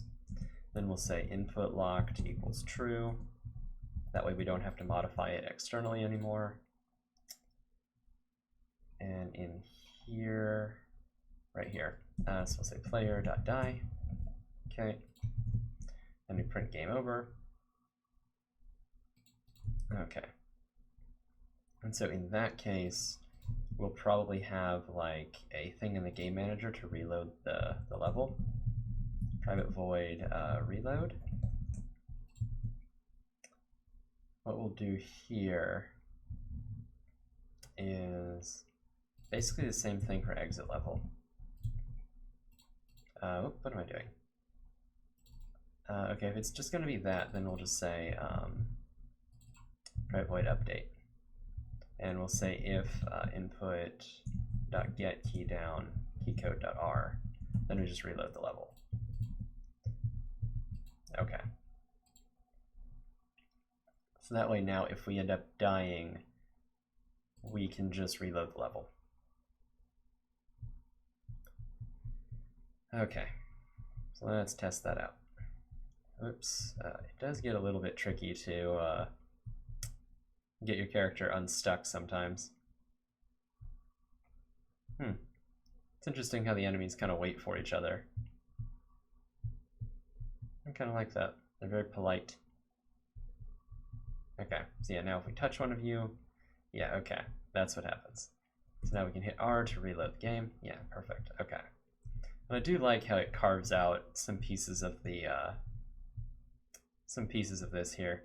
I am worried about the exit and the elevators spawning in the same place, but I don't think it'll be too much of an issue. So I don't see any enemies yet. Oh yeah, there's one, okay. Okay, cool. But yeah, I like how they kind of tunnel things out for you. Oh boy, let's get out of your way. Yeah, there we go. All right, cool. Okay. Oh, that's interesting.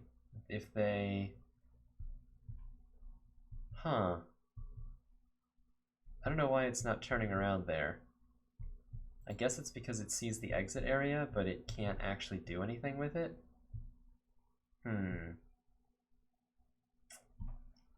Yeah, Also, I think maybe touching the enemies may not be the best. Well, I don't know. Yeah, I don't know. I think the enemies might have to attack you to actually kill you, but I think the untouch kill is probably fine right now. What happens if I hit Q? Oh yeah, we can technically exit. Okay, that's fair. Yep. Alright. Oh no. Ouch. Okay. That was fair. Drill touching shouldn't kill you, only the body. Yeah, I kind of agree with that. That's what I was thinking there. I think what'll happen is there will be like some kind of animation. Like the enemy will go into some kind of attack state, and that will be what actually kills you. Maybe hitting it with the drill head actually like pushes it back or something. But yeah, I agree. Only hitting the body should kill you. And the drill is kind of like your only weapon against them. But yeah. So there's a couple things. The exit, maybe you can kill them. Maybe you can kill them if you hit them with your drill, but then it like breaks the drill head or something. Hey Omar, how's it going? We are developing a game for Ludum Dare. Yeah, so my thought is that maybe if you hit them with the drill head, it kills them, but it breaks the drill head. So you have to go and buy a new one or something. That way you'll have like a money sink. I guess in that case you could get trapped technically, but that would be your own doing. So kind of fine with that. Yeah, we're developing a game for Ludum Dare. So the whole idea here is to move quick. I think it just wouldn't give you any money. Yeah, okay, that's an idea. That's a good idea, is that it doesn't... Might drill slower. Explode them to remove them out of the way. No points for killing them. Yeah, that's fair. I don't know, my thing is that I don't necessarily want the player... Well, I don't know, I kinda want them to be a threat. I might just make it so that you can't kill them. Maybe you can just only stun them or something. That might be what it is. If you manage to hit them with your drill head, then you can stun them. And if you get close to them, they will make an attempt to attack you. And so they'll just be kind of like a threat on the map for you. And they also have the property of mining out the map and also removing like rewards from you. So if they destroy a block, you can't get it. So there's that kind of thing. Yeah, okay. So we need to do a couple things. The first one is if the collider that we hit is the elevator, then we do nothing, or we need to turn around. And also, if this is impassable, we can also say, so we want to say if let's say var exit is equal to hit.collider.get component, let's say the exit component. Yeah, if it has that, if exit, then we just turn around and return. We return and then we turn around, and then we'll do the same thing with the elevator. We'll say equals hit.collider.get component, and we'll just say elevator component. We don't have this yet, but we'll just add it really quickly, and it'll be fine. We'll say if elevator, then same thing, turn around and return. I'm trying to think if there's a better way to do this, but I don't think there's a much better way to do it. Okay, so we'll just set an elevator component. This should be a marker component. It'll be fine. All right. So we have that. And now in the elevator itself, we will add an elevator component. Yeah, perfect. So yeah, now they shouldn't stop whenever they hit the elevator. They should register it and they should turn around. Of course, I don't know if we'll get any that actually do that, but you know. So is there anybody? Okay, so you're not going to hit an exit, but we can make you hit an exit. So let's go here. Okay. Actually, let's not do that quite yet. Let us actually dig this out. And then we'll go here.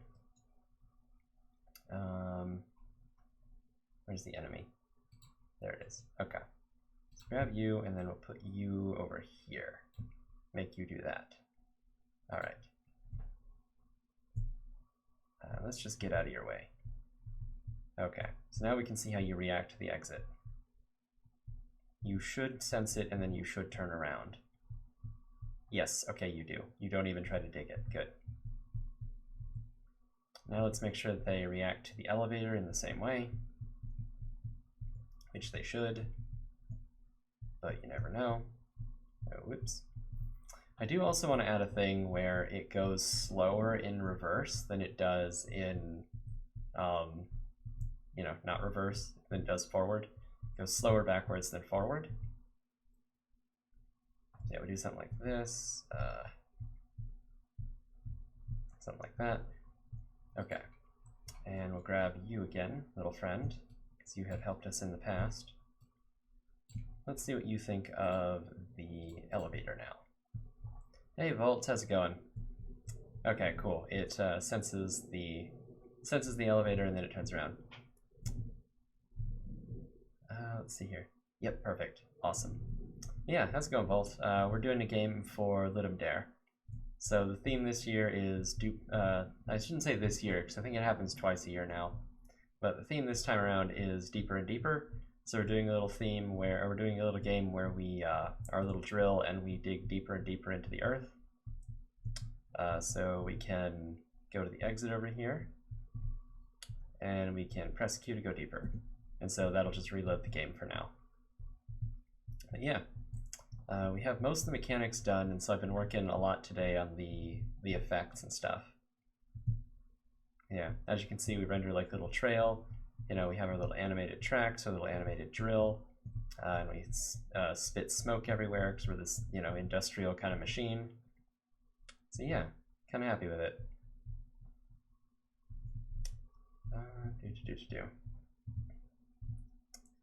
But yeah, so we need to add something to the enemies. What we'll probably do is we'll probably add a thing where we can hit them with the drill, and I think what that'll do is that will stun them. And they'll have like some kind of wind up before they shoot at us or something. I don't know. They'll have like a little laser that they use is I think what I'm gonna do. And so like whenever they sense the player, they'll stop, wind up, and try to aim at you for a second, and then they will actually fire and kill you. And so that way, if you hit them with the drill in the meantime, they will like get knocked back and stunned or something. That's probably how we'll do it. Okay, so that's going to be a little bit complicated, but I think it's fine. All the other parts of this game are basically done. We just need to make it more interesting. So actually, before we do that, let's add some more. Let's add some more in the way of like the visual effects, because what I want to do is when you break. Well, actually, let's also add some content, because one of the things is that right now the only form of gemstones there are the rubies, and I'd prefer that to have or be different. Prefer like diamonds and sapphires and things like that as well. So we need to make those. And also, whenever we destroy one of these blocks that has the money, I want it to spawn a bunch of gemstones that will like go towards the player. So kind of like a Minecraft experience thing almost. So that's probably going to require a component. It's going to be super inefficient, but that's fine. So be gemstone component. I got hiccups, it's so annoying. Yeah, hiccups are pretty frustrating. Whenever I was doing like YouTube stuff, that was one of the most annoying things in the world, is that you would set up a time to record, and then like 2 or 3 minutes before you'd get ready, you'd have your recording stuff ready, and then you'd get hiccups, and it's like, wow, this just sucks. I can't do anything now. It's kind of annoying. Yeah, I know what you mean. So these will have a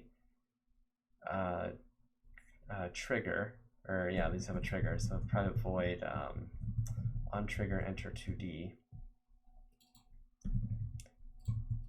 Yeah, I used to be able to like just think about it and stop myself from having the hiccups, but like I can't do that anymore. It's sad. So what we'll say is if, we'll actually say var player is equal to other dot get component in parent. This will be the player component, something like that. We'll say if if not player, then we just return. What I need to do is I need to add an extension method that just is like other dot for component or something, like for component player component, and like accepts like an action or something. That way I can just say like, if it's a player component, do this, if it's something else, do that. I don't know, something like that. So on trigger enter, what we want to do is we want to have a protected transform. This will be a target. We'll say transform. This will be the target. We will say that the target is equal to player.transform. Yes, player.transform. Okay. And so what we'll do here is we'll say if target we'll say if not target, return. So if there's no target, we're just going to return. Otherwise, we want to lerp towards the target. So we'll say transform.position equals vector3 dot lerp from transform.position to the target dot position to the target dot position by some speed. I think it's usually like 10.0 times time delta time. Actually, I think it's 5. I think 5 is probably fine. 5 times time delta time. Then we'll say if vector3 distance between transform and target, transform position, whoops, transform dot position. I also need like a transform dot is in range or something. That's probably a cool thing to add. Between target and position. If it's less than, let's say, a 20th of a unit, then we will say game object, not game object, we'll just say destroy, and then we'll destroy the game object, and then we'll have a protected int money, some amount of money, and then this will be a serialized field. All right, and so, yeah, and then what we'll do is we'll say, I think there is a better way instead of using vector3.distance. Is there? What is it? Yeah, if there's a better way, I'd like to know. Is there like a transform.position dot, or no? Is there like a transform dot in range? Or, yeah, I can't think of a way to check range. I mean, I could create a collider and just do like an on trigger enter, but in this case, I'm using the collider as a range thing. But yeah,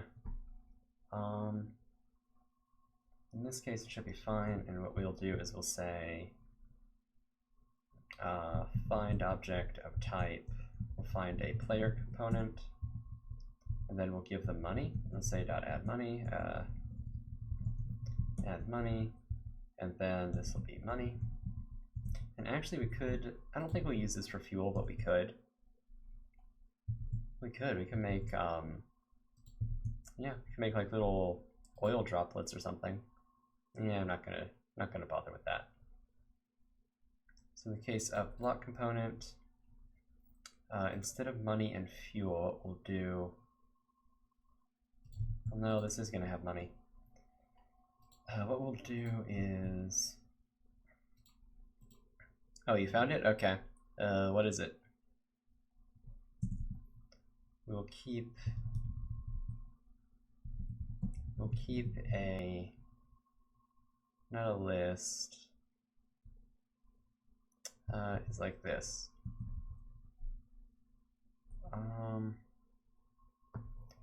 Thing is, I'm nervous about keeping a list here because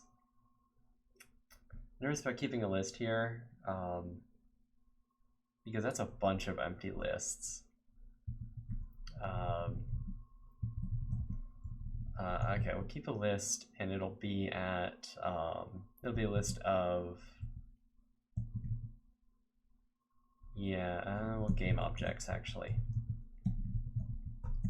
A list of game objects, it'll be spawn on death. Yeah, something like that. And we'll serialize that. And so then what we'll do is, I guess, we'll just check if it's, if the count is 0, we'll just destroy it. I mean, that's a lot of like junk, but I don't really know how else to fix that. Point A minus point B dot square root magnitude. Oh, okay, that's interesting. So using Pythagorean, I bet you it's a little bit faster. Okay, that's interesting. That's very interesting. I'm surprised. Yeah, I mean, I'd imagine it's faster, but I'm, yeah. I'd imagine the only thing is that it's faster. I was just thinking about for the purposes of like readability. So in my opinion, like transform dot, you know, if like let's say target dot position dot position dot, you know, hey Zaysha, how's it going? I would think like if target dot position is in range, you know, like 3 of, yeah, I don't know. One function call is almost nothing. Well, the thing is, I don't know how it's doing. Yeah, like I agree with you. It's yeah, I don't know. I don't know how they've implemented this. I assume it's implemented just like that, but I actually don't know. I don't know how Unity's done the implementation. So I guess what we'll say is if spawn on death dot count is 0, then it's just magnitude. Oh, okay. Okay. Yeah, I don't know.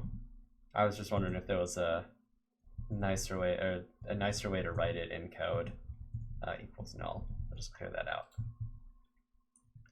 It's just magnitude a minus b dot magnitude. Okay. Fair enough. I don't know why my camera just blinked there, but it decided to. This camera is going to be the death of me.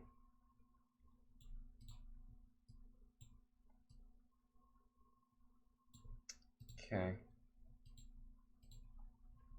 Okay, I think it might actually be too dark outside to use the camera. Yeah, oh, it's getting close to it. Oh, no, maybe it's fine. Okay.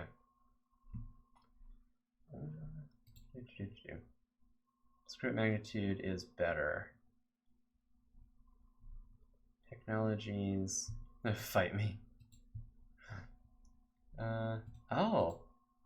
I didn't know this was open source. Oh, wait. It's Vector 3. Wait a minute. Is the Vector 3? Okay, I don't know. None of this is in here. Okay, whatever. I don't care. Implementation, static, blurb, blurb unclaimed. Oh, wow. Oh, so it is. Huh. That's cool. Okay, fair enough.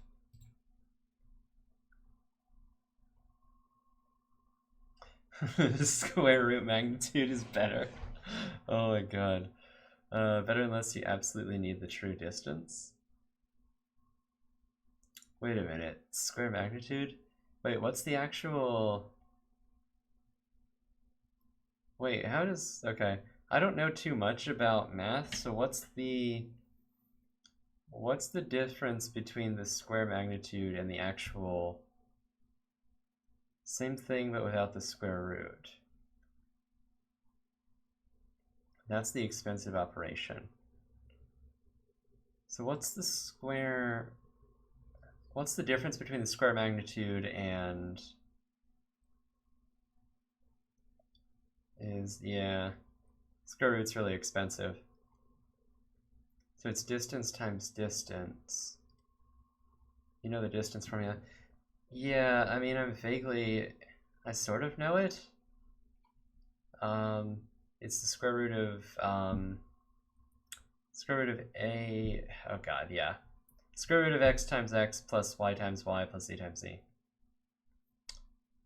So it's the distance in 3D. So, oh, okay. So well, the length of the vector, yeah. So you can get away with not doing the square root.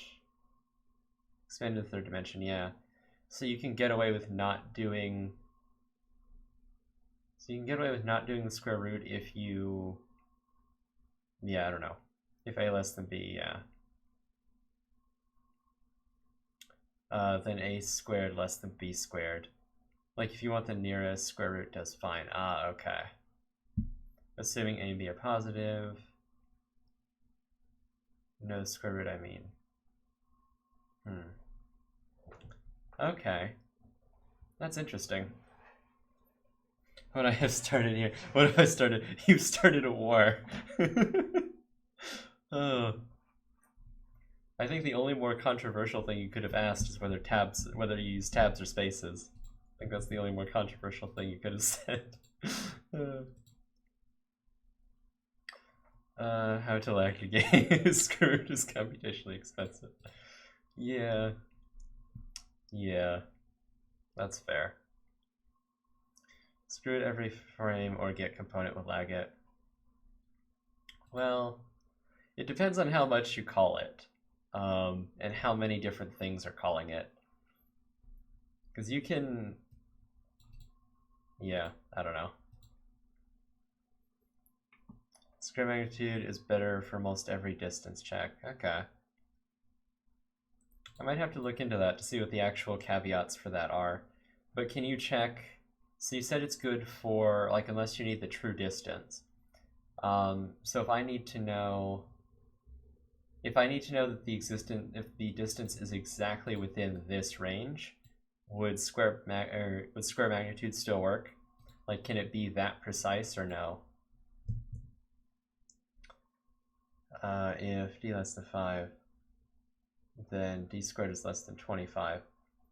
So I'd have to square it. Again, nearest object is a perfect example. Yeah.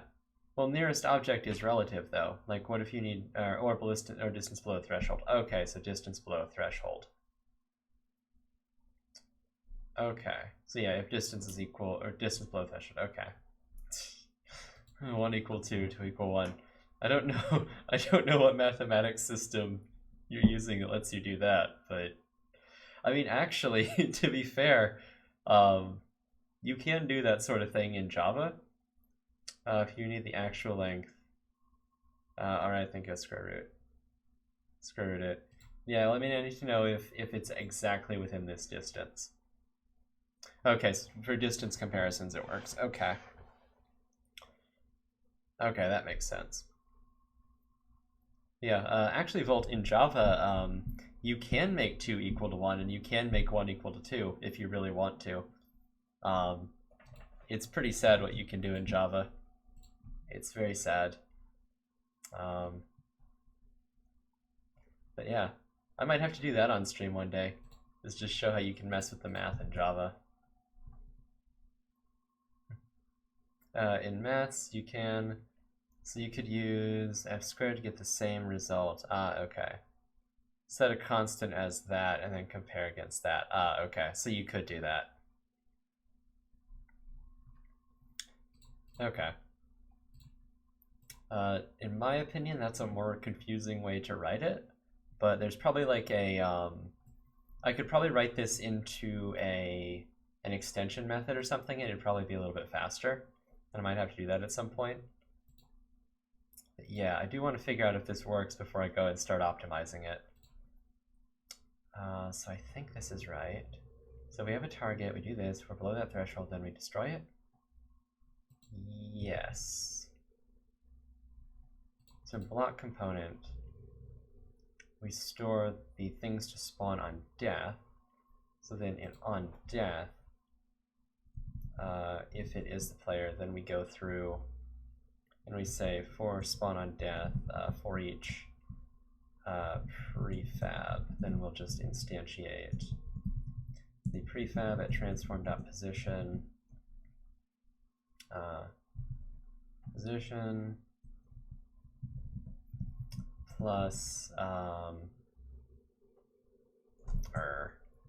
need an offset. So does have a considerable difference in execution time, but only if it's more than a few hundred checks per frame. It's applicable with lots of LOS and range checking. Okay. That's fair. So I guess transform, or no, it's random dot, isn't it inside unit circle dot normalized times something. 0.5, sure, it's within half a unit. Okay, let's do this. Let's do that. We need to basically put these two together like that. And then you need to be a quaternion identity. Quaternion.identity? Yes. You don't like this because why? That's ambiguous between vector 2 and vector 3. Guess what? It's a vector 3 now. Okay. So I think that's fine. So I think all I need to do is create the little gemstones. Inside unit sphere. Oh, did I type? So since this is a 2D game, that's why I'm using inside unit circle. Well, it's a 2D game, so I'm using inside unit circle and then just getting the map. Basically, I just need a direction outward from the center. But yeah, if it was 3D, I'd use inside unit sphere. On unit sphere, yeah. Now I feel I should have paid more attention in math class in 7th grade. So I think a lot of what they're talking about is vector math, though, right? Well, actually, I guess you could do that in physics. The place where I did a lot of vector math learning was if that function exists, I don't know if there is an on-unit sphere. I thought there was. Isn't there an on? Yeah, there's on-unit sphere, and then there's inside unit sphere as well. So yeah. So my experience with vector math was in linear algebra, which I failed. So there's that. That's probably why I'm not so great at it. But yeah. Let's create. Oh wait, let's not create. What am I doing? Let's create an empty at 0, 0, 0. Expand Pythagorean's theorem into 3D and get the distance in 3D formula. Yeah. Let's be gemstone component, and let's add a circle collider 2D, and I guess the range will be at 0.6 or something. We'll say 1. 1's probably a good range for this. This will be a trigger. And then we'll say that the monetary value is maybe 50. And this will be a gemstone. And then we'll add we'll add a square sprite. But this will be a gem. Yes, okay. That is a massive gemstone. I did not set the sizes of the gemstones, did I? I did not. I did it on one of them. Okay. Ah, there we go. Oh, that's going to throw everything off, isn't it? That's going to throw everything off, isn't it? Yep, that's going to throw everything off. Alright, there we go. Okay. And actually, what color was that? Let me know. Okay, give me that. There we go. And let's paste that into there. This will be the graphics. And then this will be a Ruby. Sure. Yeah, that'll work. And then all we need to do is throw this into here. And in the Ruby block, let's add, I don't know, 5 of these to spawn on death. Actually, let's put 1, do this, and then we'll duplicate that like 5 times. Yeah, there we go. Perfect. Okay, so let's check if any of that actually worked. Okay. Oh, whoa. Exception. Ah, right. Should I start participating in game jams? It depends on what you want to do. If you want to make game development a career, I think it would help you because, I mean, it really depends. If you want to make game development a career, it would probably help you. It probably looks good. Yeah, well, Vulcan said, yeah, they're awesome. But if you want to do game dev as a career, then yeah, then definitely. Well, yeah. If you want to have fun, then yes. If you want to do it as a career, then definitely, because it'll give you, it'll show people that you can get something done, which is really important. And especially if you're streaming it too, it'll show them how you work.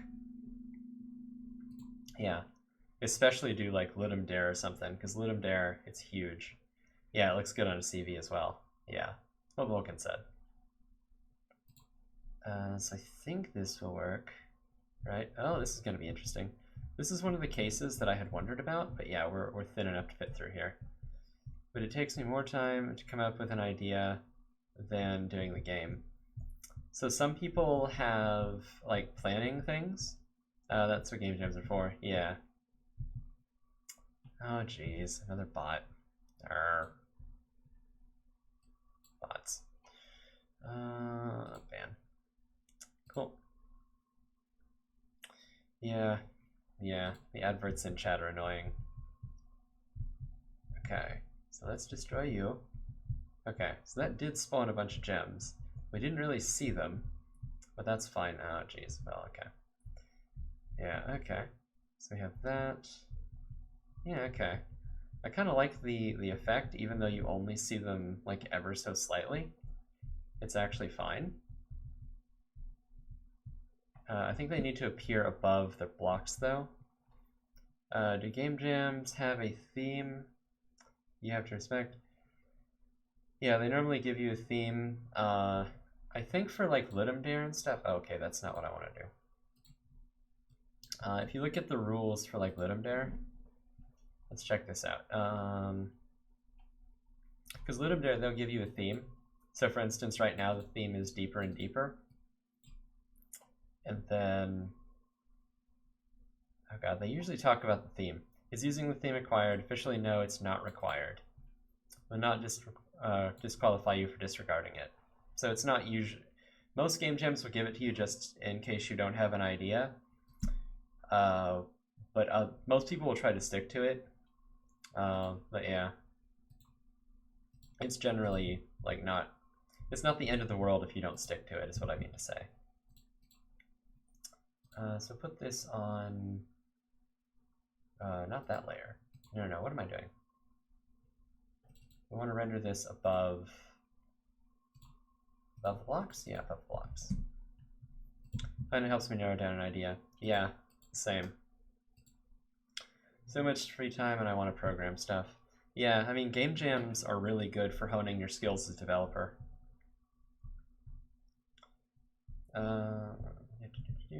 Okay. You can make any kind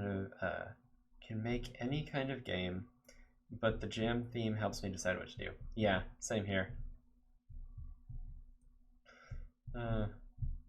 Vulcan, we should team up and do a game jam one day, Vulcan. We should totally do that. It'd be so much fun. Okay. So what we need to do? We could just do like a co-stream or something one day. That'd be really fun. Yeah. Many others. Well, that was unfair. That was super rude. Wow, okay. This enemy just, like, decided to just spawn right there. Huh. Well, I don't know how to fix that. That's interesting. Yeah, I don't know how to fix that. That's a bug. Okay. Many have a topic based on the theme LD. Others, like the Kenny Jam, the only requirement is that you use their free assets. Others don't have any theme or anything. Just make a game in the time span. Yeah. So they should give a good explanation of it. But yeah, whenever some game jam comes up, we'll have to do. Oh, that's interesting. Validate spawn location before confirming. Yeah. So much work, though. That's the problem. Well, okay. What I can do. Right. Okay. So what I can do is I can spawn. There's a couple things I can do. So yeah, okay, actually what I can do, okay, never mind, I know how to fix that. So what I can do, so what I can do is I can spawn the player first, and then whenever I'm about to spawn an enemy, I can make sure there's a block there. That way that'll guarantee that, I don't spawn an enemy on top of the player. And then what I can do is whenever I spawn the player, I can also mark all of the blocks in a vertical line. I can just say that as long as the enemy's spawn position doesn't align with the X value of the player spawn position, it should be fine. So for my solo project, I have to mostly wait for feedback for some people to do that. For some people that are helping me to do it, to be done. For a team project, I'm mostly waiting for assets to be done so I can continue my tasks. Okay. Yeah. I mean, I find that one of the issues that I found with game development is that a lot of people, like online, like life tends to get in the way. So that's why I just started doing game jams, is because it's like people don't have to commit that much time to it, and it's like the whole point of a game jam is to get something done. Like the biggest problem that a lot of people have is that getting things done is like the hardest thing in development, because like stuff just gets in the way and it gets difficult. Could do that if the team leader doesn't allow me. Oh, interesting. I mean, to be fair, like this is all programmer art. You know, I made this morning. It's not that great, but you know, it works. I don't get why they wouldn't allow you to use programmer art. Yeah, I mean, this was all, I all did this in like a couple hours, so this is the extent of my skills though, so. Like 4 artists on our team. Keep capsule substitute until proper art comes in. Yeah.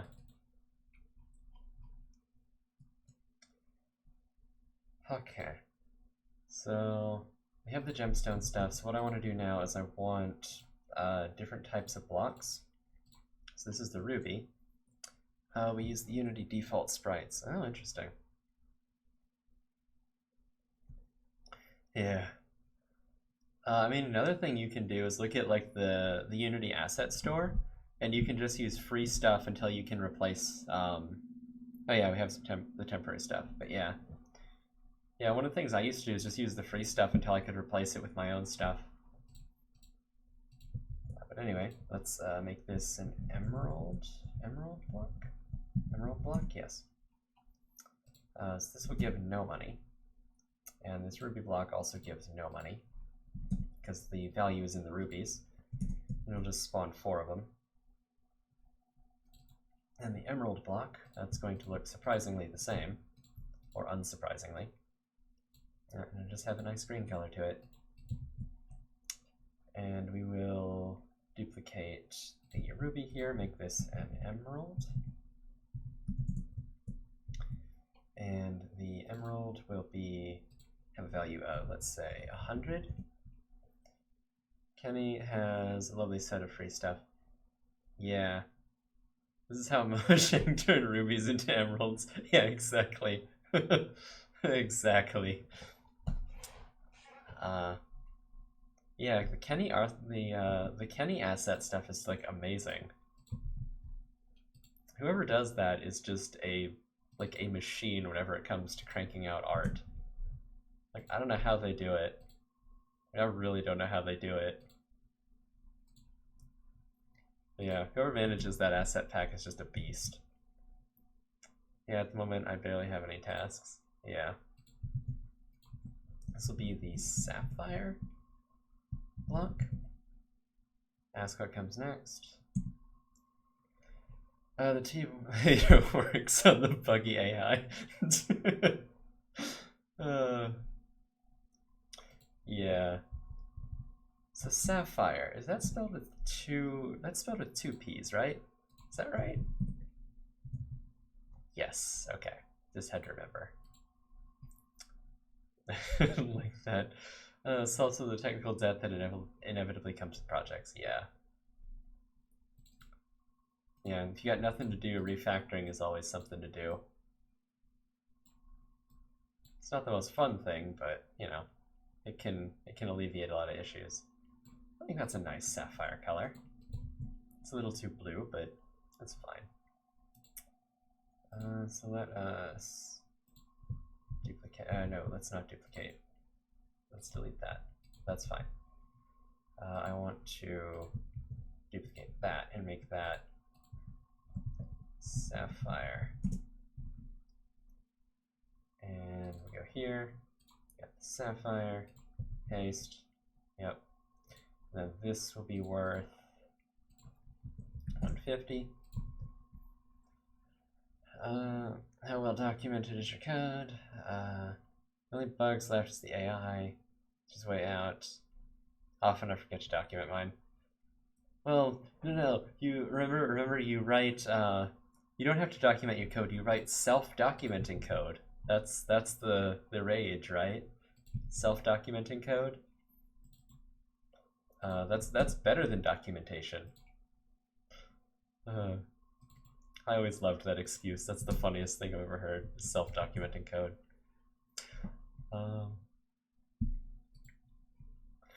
It's just an excuse to not do work. So that's 3 money blocks there. Wait, what? I am now confused. Can I reference you? Okay. I don't know why the asset reference isn't working there. That's weird. Okay. Sapphire block. Okay. So now, Plus Blue is right. Self-document code is the best. People who use single-letter variable names for anything but an iterator. Yeah. Or worse, people who, well, people just have this fascination with abbreviating everything that just bugs me. I don't know. I have like pathological objections to a lot of things in programming. One of them is control structures, the other is abbreviations. I do not like people abbreviating.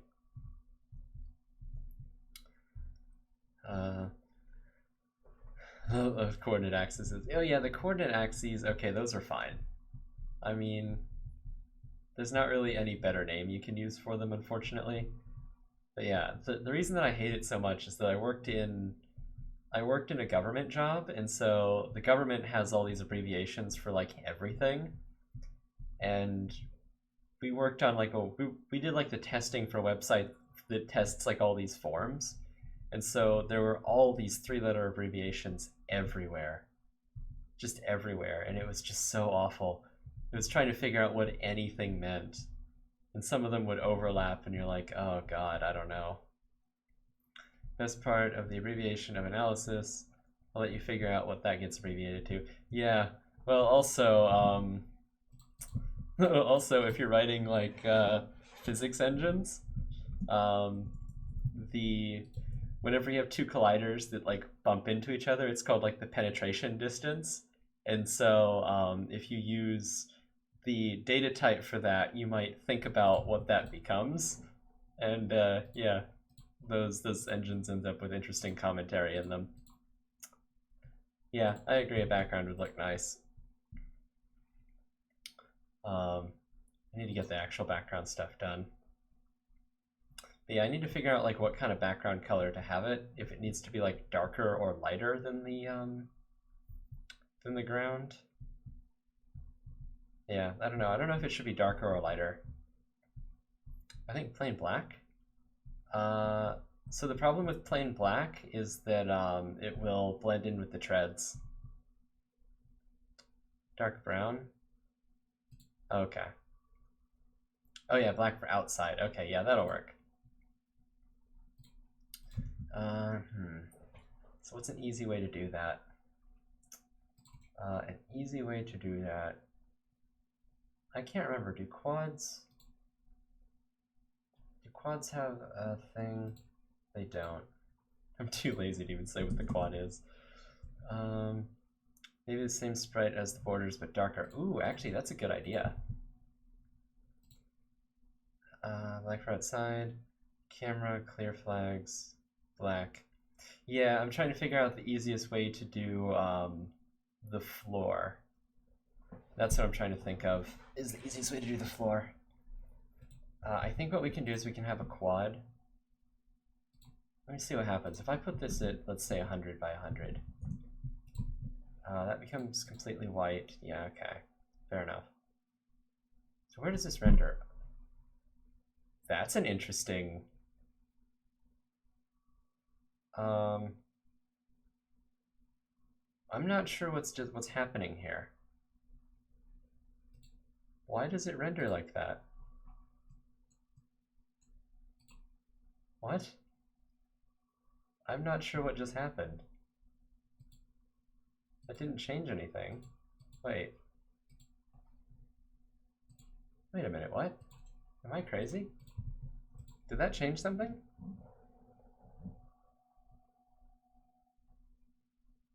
I don't know why that was darker like that. That was weird. Let's put this to -10. If we rotate this to, no. If we rotate this to potentially shadowing, yeah, I think you're right. So if we set this to +10, yeah, okay, I think, let's cast shadows off, and that quad is 3D. Yeah, it's a 3D quad, not a 2D renderer. Yeah, you can combine 3D and 2D rendering though. And so I'm trying to figure out where this quad needs to end up. I think it's not being, oh, okay, I know what it is. So the quad, that's the quad, but it's not white because it's not lit. That's the problem. Okay. So in here, I don't know why there's an automatic light source, but there is, because I can see that this is darker than this, therefore the camera here has a light source. I have no idea why, but it does. Unity is very confusing sometimes. Okay. Set the material. Yeah. It's not an editor thing. Yeah, it's an editor thing, yeah. Yeah, so what my plan, so the reason that I'm using a 3D quad, by the way, yeah, you can you can probably disable the editor light? Oh, yeah, you can. Yeah, there it is. Okay, fair enough. It's literally just the light bulb. Okay. I'm not used to the editor. I'm not used to that. Okay. Actually, I could view it. No, I couldn't view it shaded. Okay. What I'll do is I will create a new material. This will be the background. So the reason that I want to create this as a material is so that I can set the tiling, and that way I don't have to create a sprite for the tiled background. All I can do is just render this underneath the map and it will just work. Sure, this is unlit texture. And, oh, that's not gonna, no, that'll work. So yeah, this will work. Unlit texture. And we actually need to set the material in here. Yeah, so now it's unlit. And now it should be, yeah, so now we get the white rendering. That's great. Okay. So now let's not do that. Let's set this to 1 by 1. And what we can do is we can go into images. So I think I have this background, yeah, this way. So let's open this in the Explorer. And let's see if we can map a darker color onto this, like a darker brown color. Colors, colorize. Where is it? Oh, they moved colorize, and I can't remember where it is now. Is it hue, chroma, saturation? Oh, it's down here. Oh, no, that's the wrong thing. Yep, colors, colorize. Yeah, okay. So yeah, we can tone map this onto some kind of darker brown, maybe lower the saturation, lower lightness. Not a huge fan of that. Probably just need to lower the lightness a little bit more. We can use that as a base. Yeah, that's too dark. Let's lighten that. Well, actually, probably what we want to do is we want to change the contrast a little bit. Just bucket select color, lower the opacity. Select black, lower the opacity. Maybe. Yeah. And the thing is, this changes like the contrast too. So that's really what I want. So I want a little bit more contrast on this. Well, it's too dark. Recolors just change the saturation. Yeah, that's probably true. Well, the thing is that this, wait. So we can recolorize. Thing is, I think we have to actually pick a new hue for it. Oh wait, no, what I can do, actually no we don't. Okay.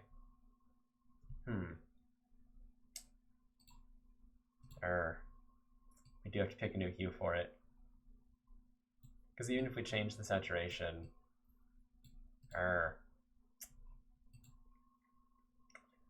can't we change the hue saturation like this? Then we just, yeah, that way we can do a hue shift. Okay. Actually, wait. GIMP is annoying. It's Photoshop, not GIMP.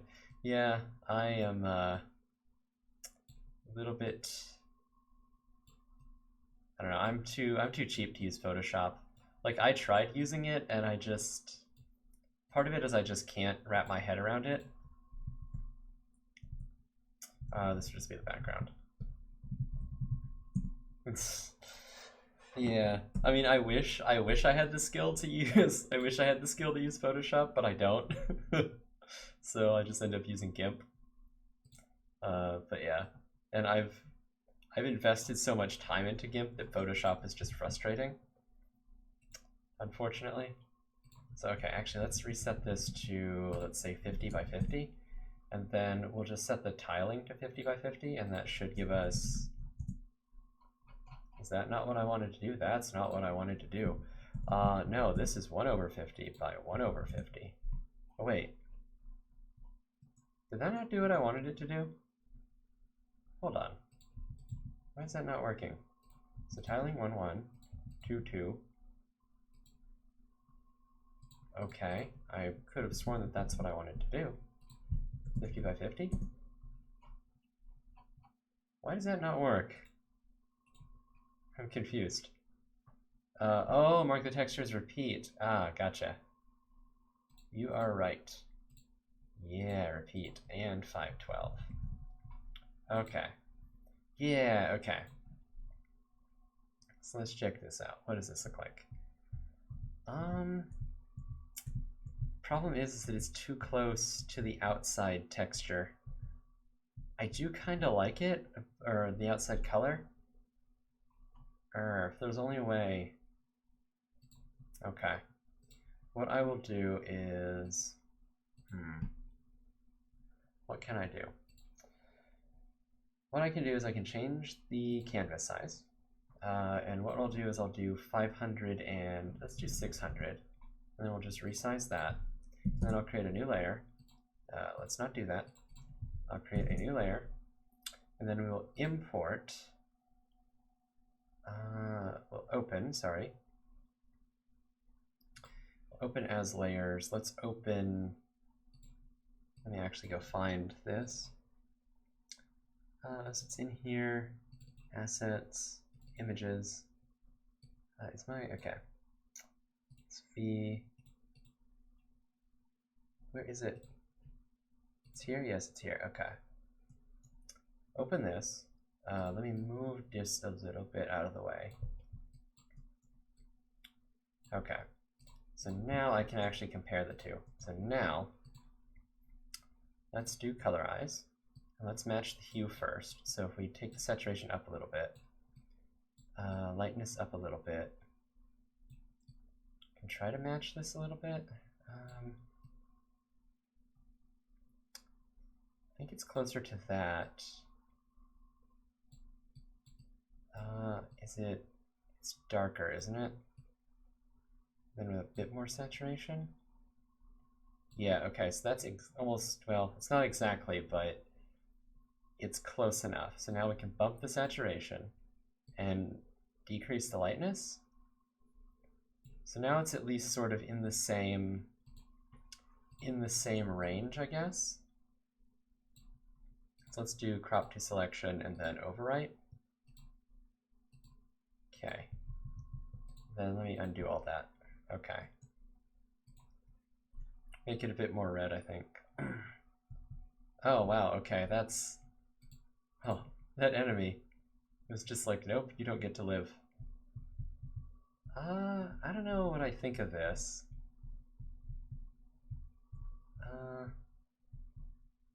Image dimensions, and point, yeah. Oh, wait, what? Did I actually get that exactly? Wait a minute. Did it actually not crop correctly? Oh. Whoops. Alright, we can crop to selection and then we can export here. Did I get that? Yeah, I got that. Okay. Problem averted. Yeah, I think... Yeah, there we go. Yeah, the problem with this... I mean, really the way that this should be is that the blocks should be the darker color. Like the actual dirt itself should be the darker color, and I think the ground should be the lighter color. Maybe? That's what I'm thinking. Or maybe the ground just needs to be darker? Swap it then? Yeah, maybe. So problem becomes, let's say colorize. Colorize the blocks, match the wall text, imply wall.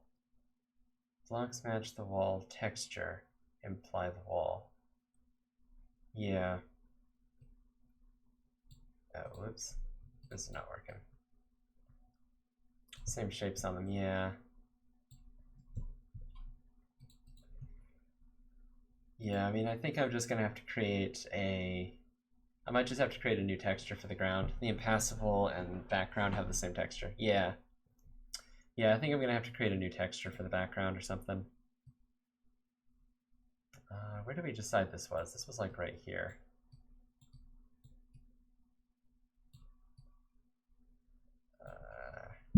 Something like... No, not quite. Where is it? Where's the actual hue? Somewhere in there. Yeah.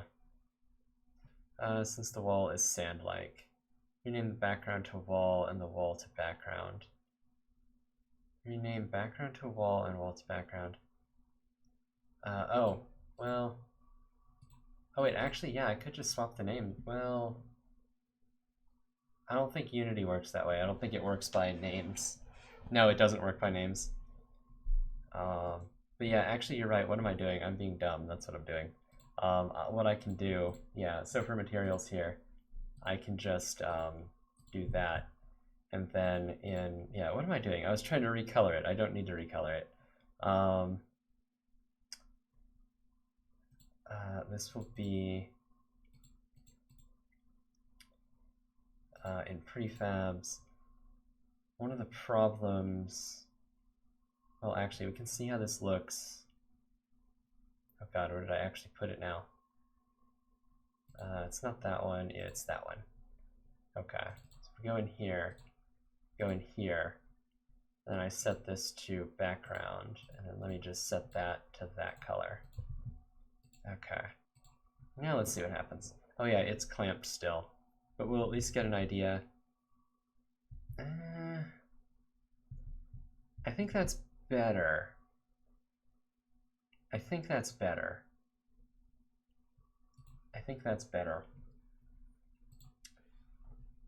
So this needs to be repeat. Yeah, there we go. Okay. I mean, yeah, some of the blocks changed. I can fix that a bit later. Looks better with light as where you've been. Yeah, that's what I was thinking. Is that it looks a little bit better this way. There are some things I need to fix though, but otherwise it's fine. Okay. Yeah, and I mean I can recolor, or not recolor, but fix the other money blocks, or the other special blocks. So this is the sapphire one. this just gets changed to background, like that. Then that's the sapphire, so there is the fuel one, that one. Actually, we can probably keep that one a little bit darker. That's probably fine, because it's like oil stained or something. Then we have the emerald. So we'll have this, and then we'll put this on the background, and then we'll paste that in there. And then there is the ruby. Yeah. All right. So let's see what that looks like. Okay.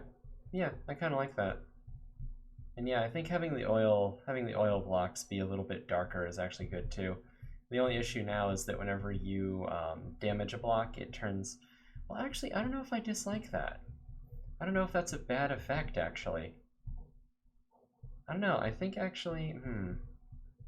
I don't know. I don't know if it's worth redoing the destruction texture there. I mean, I need to resize the map, of course, but... Yeah, I don't know, it might be fine. Okay. Let's work on, actually, this is the background, so let's work on resizing this. This is in the map component, so we'll just edit this. Okay, and so all we need to do is we need to just serialize in a game object. Not even a game object, just transform. This will be the background. All right, and that just needs to be serializable field. And so in here, whenever we actually generate the map, all we need to do is we need to say background dot transform dot background dot scale, local scale. That'll be a vector3, which will be the width and the height, and then 1, and then the background dot position is going to be a vector3 at width over 2 and height over 2. And we probably need to convert these to floats, and then 1, and then the background dot, let's get the component, and this will be, what is it? It's the, God, is this the mesh renderer? Yeah, the mesh renderer dot material. So this will be the material here, yeah, and we'll just say material dot, what is it? It is it main texture? Yeah, dot main texture dot, is this the width or is this the tiling? No, I think it's width. No, that's not right. Oh God, where's the tiling? Texel size, no. Wait, is it texel size?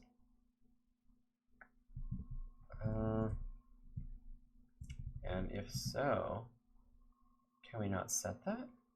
No. Or is it dimension? Oh, I always forget. Alright. Unity, material, set, tiling. Each object differently. There isn't auto tiling. Set tiling programmatically.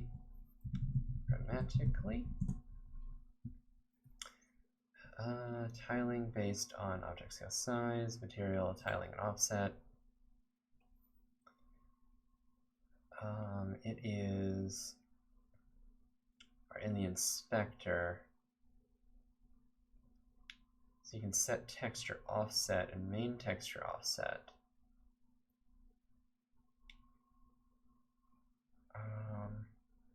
Oh, I always forget how to do this. So you can say set texture offset, but you can do main. Can you not do main texture dot set? I think there's a way to set a value, right? Like setting arbitrary values, set vector. And so the vector in this case, of course it's going to complain, but that's fine. So in here, if we select the shader, so it has that. Or is this in the material?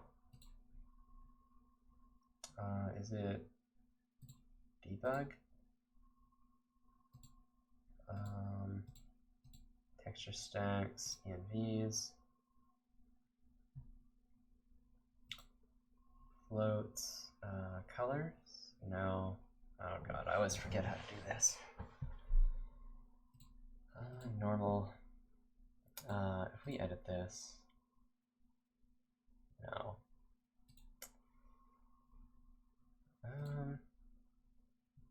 Is it main text st? That specifies an equivalent UV space are inspected in the shader and use the name of the texture with the st suffix. Either to be n times the value of n, tiling the difference between main texture offset and offset tried. To repeat, try to repeat the number of times, repeat across, but nothing. Those parameters, shader the name st suffix, st.xy. Consider a triplanar shader. I don't know. I don't know. I don't know. I don't know that much about shaders.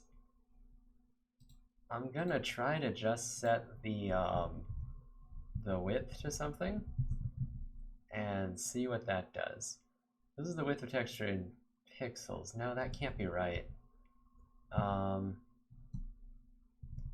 we not do set vector? So we can set a vector, a sample based on world coordinates. Yeah. I mean, whoops. Yeah. I mean, I'd really just prefer, I don't know if Unity has one built in. Yeah, I'm just trying to find the actual property here.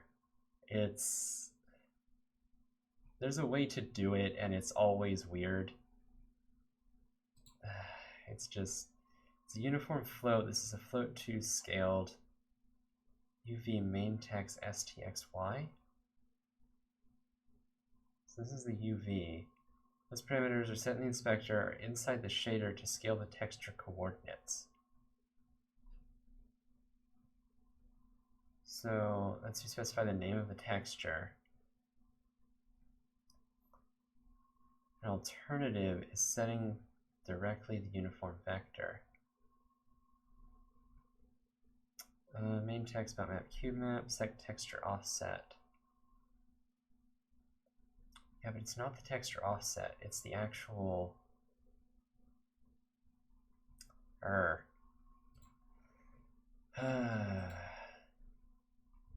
like, it's just, the thing is like this property does what I want. It's just a question of how do I tell Unity to actually set that property? And let me see the actual code. Because I don't know how Unity is linking those two properties together. Oh god, come on. So where is it? There's the coordinates. So this is generated. SV position. Position coordinates. There's globals, unity, texture, main texture, scale. Is it the scale? By default with property. So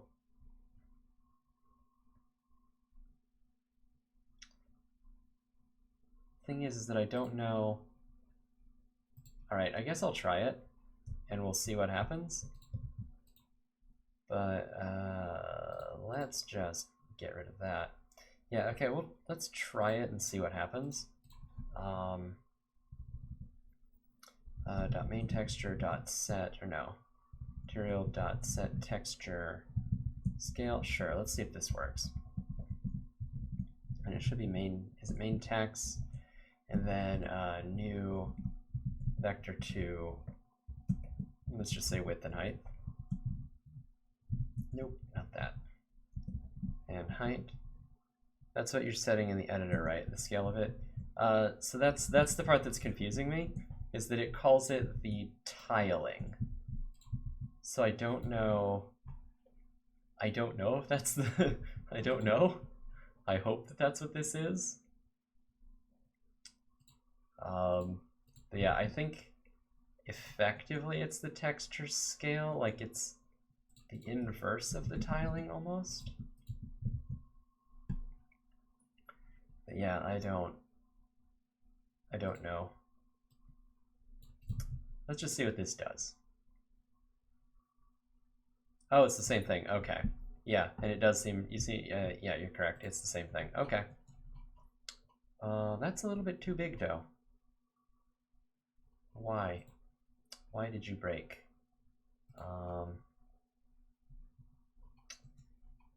It needs to be -0.5, right? Because if it's an even number, it needs to be -0.5. But I think if it's an odd number, it doesn't. But I think with this, it's actually fine. Okay, yeah, that was the point of confusion, is that I didn't know that the tiling was the same as the scale. Oh god, oh god. Okay, well. Alright, we really gotta fix that at some point. Yeah, okay, now I think it's actually working.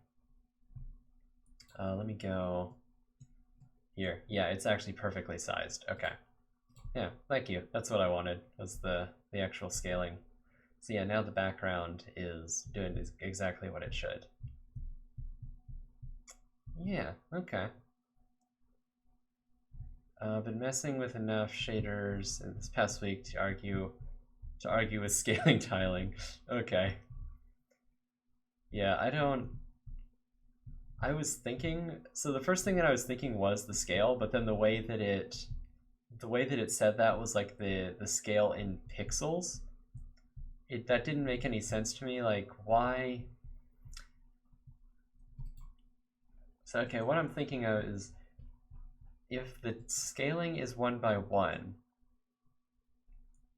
So I guess my question is, if it's the width in pixels, why is it that making the pixel width wider causes there to be more textures, right?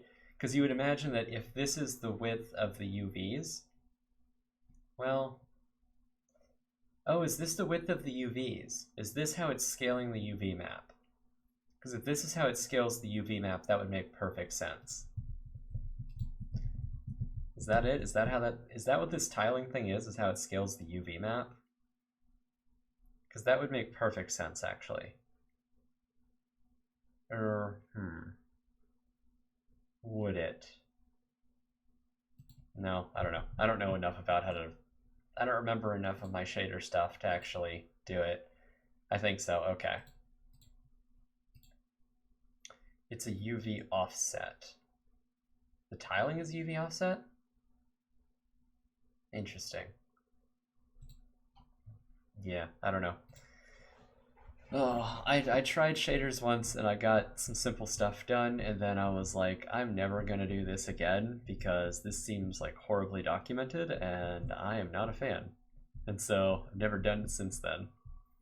It's UV offset, it wraps every 0 to 1. Oh, okay. So, okay, that makes perfect sense. Transformation applied to UVs. Okay. So yeah, if it's a UV offset and then it loops 0 to 1, see, that's the thing that was confusing me. Yeah, shaders are horrible. Yeah, I can't. They're just not for me. It's just not a thing for me. But yeah. Alright. I think what I'm going to do is I think I'm going to take a break because my voice is starting to go and I can feel it. Okay. But I think loading the next level also worked here. Yeah, okay, loading the next level worked. Okay, yeah, I think I'm going to take a break for a couple hours because, yeah, I've been working on this too much. They're one of the things you can't find any good tutorials on. Yeah, they really are. And I've had that experience with other things too, like apparently Eclipse plugins. Developing Eclipse plugins, it's just like, it's one of those dark arts. Like, everyone does it, or like there's a ton of them that have been done, but like literally no one seems to know how to do it, and it's just insane. Like, we used to have like this virtual book, like a virtual library, I guess, and it had a lot of digitized books. And so I just searched for like, you know, Spring framework in Java, 500 results. Eclipse plugin development, 2 results.